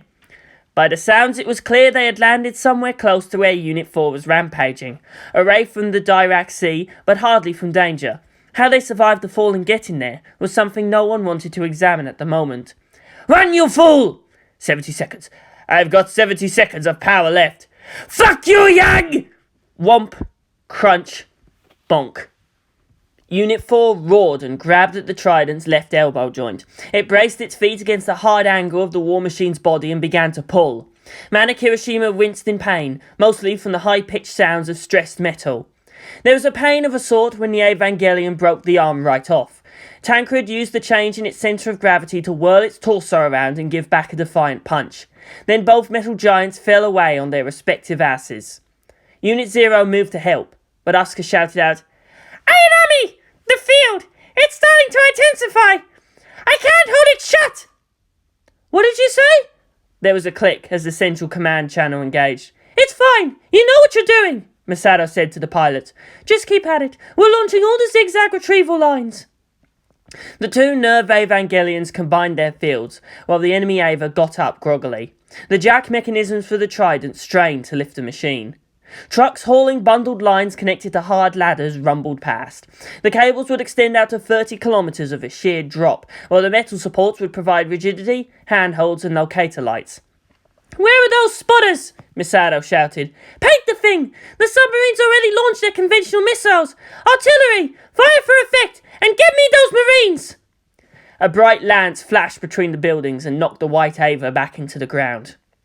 Several kilometres away, sailors frantically pumped out water. The temperatures from that single blast warmed the whole ship up to nearly searing heat.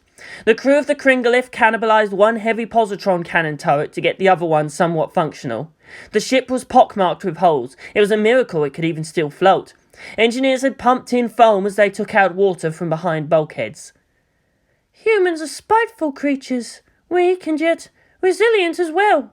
Stubborn in their purpose when they finally choose one, Masato thought as she watched a remote view. Streaks of smoke approached from the east and west.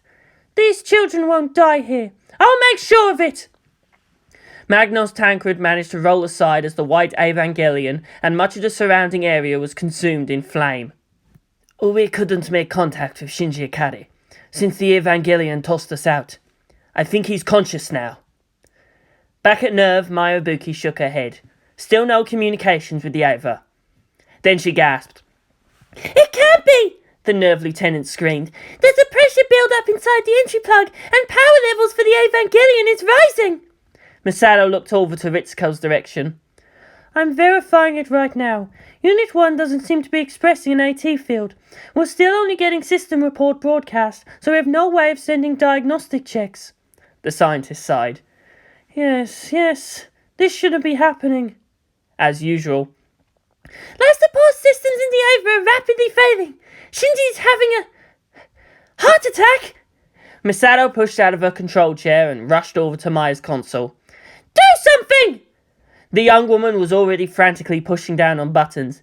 No response! She shrieked. She stabbed on the remote life support controls hard enough to crack the panels. It's confusing me! The signals aren't getting through! A harsh, level beeping seemed to fill the command center. Outside, the battle still raged. Unit 4 emerged from a smoking crater, its eyes flashing and apparently pissed off to high heaven. The Nerve Evangelions were alternating their fields, and the Trident tried to look threatening while missing an arm. It held the broken appendage with the other, as if going to beat the enemy to death with its own amputated limb. "What should we do?" she was asked. She didn't react. All others in the command center expected rage, tears, anything other than sullen silence. The flat electronic noise continued. The earth quaked. The Dirac Sea broke apart. Golden light issued forth from the dark, and an otherworldly scream filled the air. Everyone out on the surface were knocked off their feet, even the Evangelions. The light burned at the blood-like streams of energy, and then expanded into an all-consuming explosion. The light passed through rock, through hollows, and into the command center. For a moment there was a feeling of euphoria. Then nothing. The darkness was gone. The heart monitor's sound was gone. The white Evangelion remained standing, confused. Misato Katsuragi had no need to say anything. They all knew. No! It's not fair! It's not supposed to be this way! You're joking, right? Mana Kirishima mumbled. The angel isn't dead, right? We can still get him back, right? You've got the Evangelions. You have to be able to do something. Rei Ayanami frowned. "Hello, sister," she heard in her mind. Emergency sounds rang. Evangelion Unit 2 is berserking, Maya Ibuki said flatly. The red Evangelion screamed and leapt at the white one. The enemy Ava was still active for some reason, but its attempts to defend itself were pitiful and futile. Roars rang, anger and pain and fear. Armor cracked and was peeled off. Coolant and biomechanical blood spurted out. Unit 2 kicked and tore and began to pull at the white Ava's arms. There was a snap of dislocating joints, but the red monster didn't stop. With a great roar and a final burst of effort, it tore both arms right off. Cancerous regeneration bubbled. Streams of material seemed to float through open air, linking the two rooms. Unit 2's eyes flashed and a rumble issued forth. It needed to keep the prey from healing. Where could it put the enemy's flesh so it couldn't rebuild itself? It roared, opened its jaws wide and bit down. It stripped flesh and components off the skeletal supports and began to feed. Even the enemy looked horrified. Unit 2 roared again in delight. It began to lash away at the enemy's chest. The enemy started screaming. Armor was pulled off. Organs and organic machinery. Rip and tear. The Evangelion had huge guts. Blood splattered the ground, the walls, everything nearby. The chewing sound seemed to echo inside the command center. "It's taking in the S2 engine," Gendo muttered. This was definitely not in the scenario. Not Seal's, or his in any case. Could someone else? Unit 4's upper torso separated from its legs. The red Ava threw away the lower half and dug around inside the enemy's chest. The white Ava had yet to stop screaming. It was still conscious, the incredible capacity for survival working against it. Only when Unit 2 pulled out a large red-orange sphere did it finally fall silent. The Evangelion's core, Ritsuko whispered with a sigh. The other parts of the Evangelion are just a matter of growth and construction, but the core's the fundamental limit to mass production. Without it, the new model Ava is just spare parts. Asuka! Misato sighed and shook her head. No, I won't stop her! The red Ava looked at the thing in its hands as if curious. Then it closed its fist. The core shattered. There was no great outpouring of energy, no dramatic noise, just a thin, almost forlorn sigh, and the crystal collapsed into fine dust. "It's not fair," Asuka sobbed. "I'm supposed to be a hero, Nine. I should have been stronger.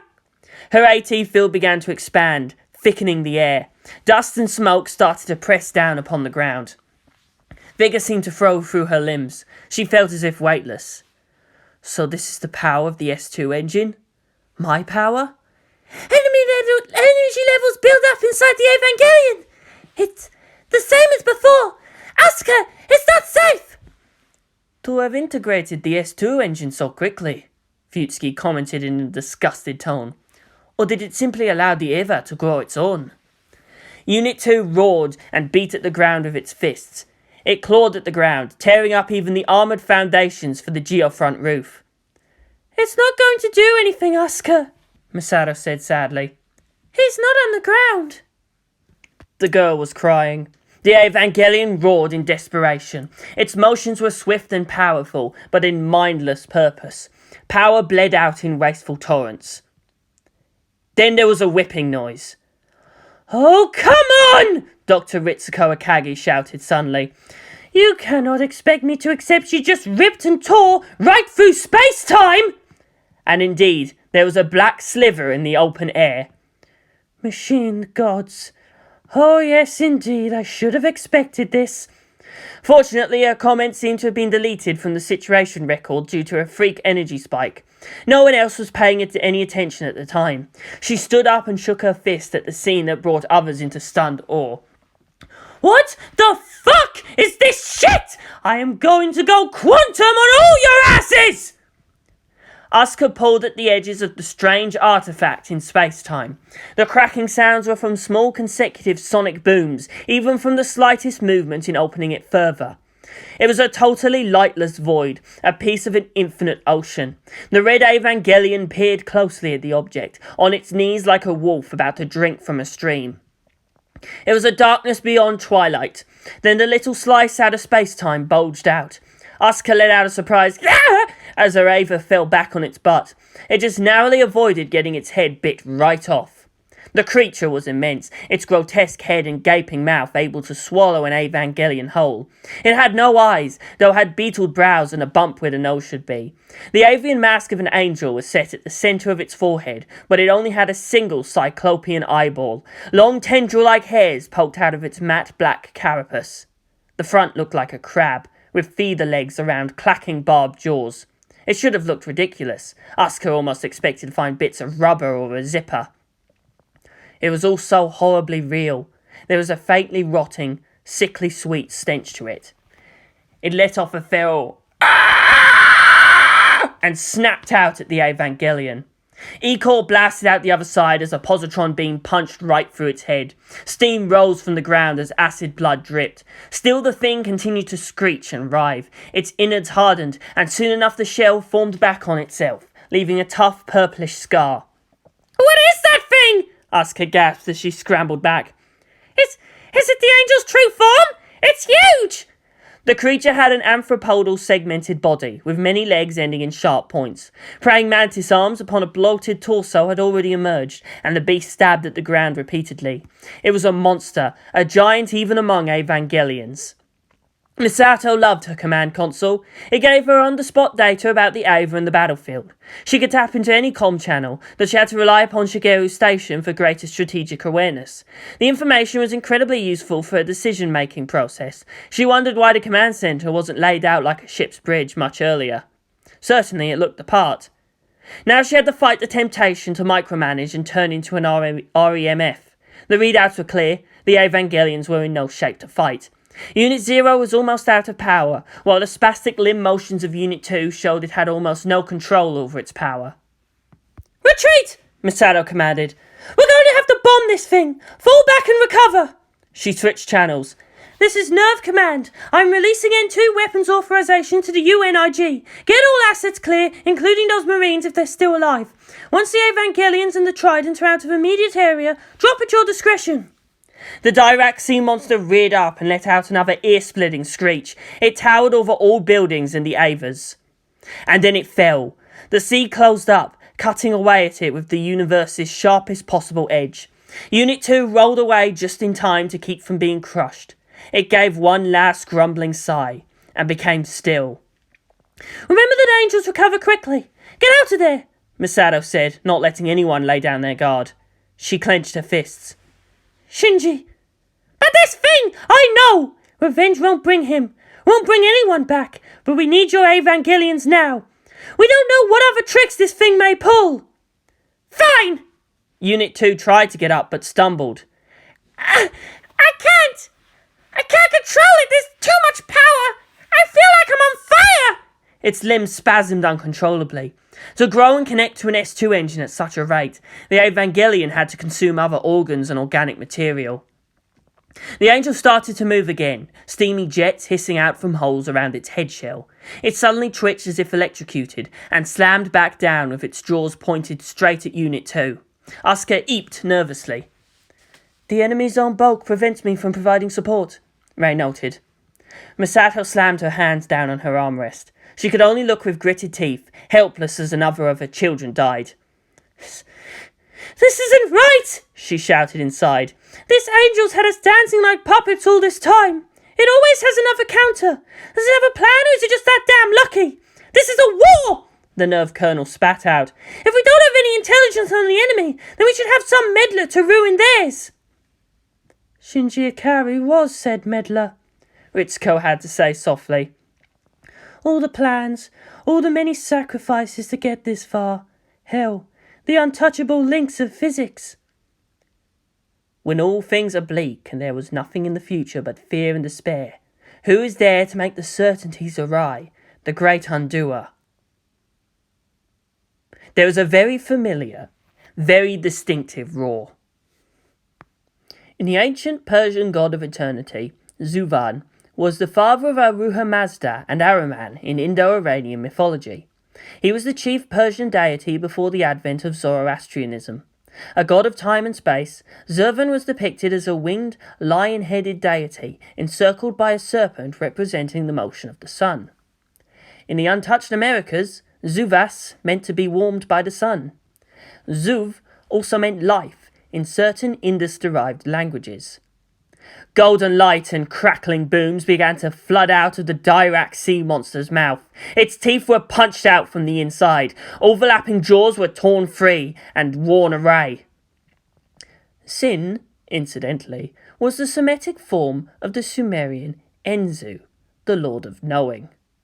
Something broke free. Its armour was pockmarked and steaming from acid. It was nearly unrecognisable other than as a great humanoid shape.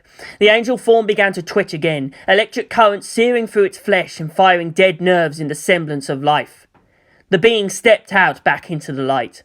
Born of sin, it roared again, defiant to the last.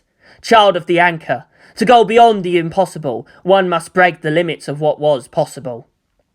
What was once may or may not be again. It didn't matter.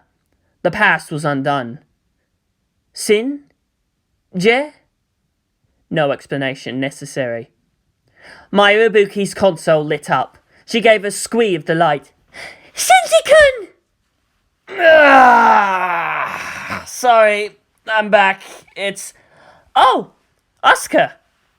The red-haired girl began to laugh. Synapses began to snap. I'm so glad you're alright. The Unit 2 has gone berserker again! The red Evangelion screamed and leapt, driving the wounded Evangelion into the ground. It roared as it pummeled away at Unit 1. Given what the Berserker Eva had done to a more advanced production model earlier, Masato was in near panic at what it could do to a damaged test type. Asuka, stop! Rei, make her stop! That will not be necessary, Colonel Katsuragi. I believe Pilot Ikari is in no danger. We must simply wait until Unit 2's AT mode disappears. No danger? Why? AT mode? Don't you mean AT field? Auto Sundere. The main screen showed Unit 2 holding Unit 1 by the back of its head and mashing its face repeatedly into the ground. Ah! That explained everything. Backed by the power of an S2 engine, it took quite some time for the Red Ava's roaring rage to subside. It was the costliest battles thus far. Whole blocks were wiped out, buildings gone, properties and livelihoods in smoke. There should have been outrage and despair. Instead, a curious sort of euphoria. There were 0 civilian deaths. Military casualties were at an all-time high, but there was the feeling that every single one of those sacrifices meant something. They were heroes all. Though tricks and traps, and even using the Evangelion's power against itself, they managed to survive. It was as if the darkest phase before dawn had passed, and after that there could only be the brilliance of knowing what must be done. That powerful confidence lasted only a few days, until the Earth's cradle fell back to the ground.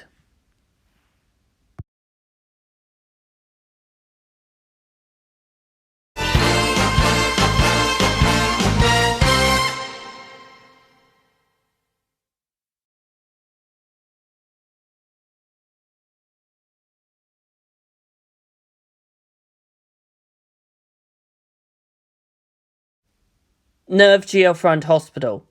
One day before the above-mentioned new event, and 2 days after Leliel.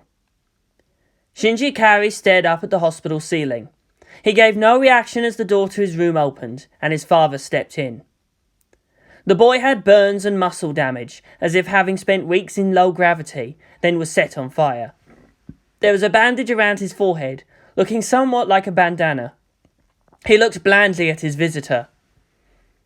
Have you been informed? Gendo asked tonelessly. The S2 engine. Yes, Asuka. I wasn't expecting it so soon. It was your intention to give it to her from the beginning. Why not yourself? This is a form of power beyond politics. With Rei's nature, there's too much of a risk in giving Unit Zero an unlimited power source. And arguably, she's much more dangerous outside of the Ava than in it. As for me, there are many reasons, material and ethical, why I shouldn't garner so much power to myself so suddenly. But Asuka, her purpose is the Evangelion. She can use its power to fullest effect, and there are no doubts as to what aim she wants it. To kill angels, nothing else. Gendo pushed up his glasses, acknowledging that. He had already figured as much. Zoya is predictable. A familiar tool. Maybe so, Shinji sighed. At least, others feel that in her hands the Evangelion is a weapon, not a monster. Awe and fear were shades of the same thing. The world may yet love Langley Soryu. He and Rei had other aims. The elder Akari understood, in that altruism could be more destructive than merely acting in enlightened, or even unashamed, self-interest. He still felt like punching his own son in the face. The look in his eyes, that weariness. There was a vast and potent difference between ambition and purpose. Shinji looked away. I'm my mother's son, he said softly. But we really are too much alike, father. Does that please you? No. I find that disappointing. Mother's not of this world anymore, father. You won't find her anywhere. My mother was a monster. Gendo clenched his fists and otherwise didn't react. She was intelligent and ruthless, an excellent human being. The boy gave up a dry chuckle. Heroism, sainthood, brilliance, majesty, qualities in extremis. He touched his forehead and sighed. Why is the worth of humanity so cursedly hard to define? We are neither good nor evil. We are a delusion, nothing more.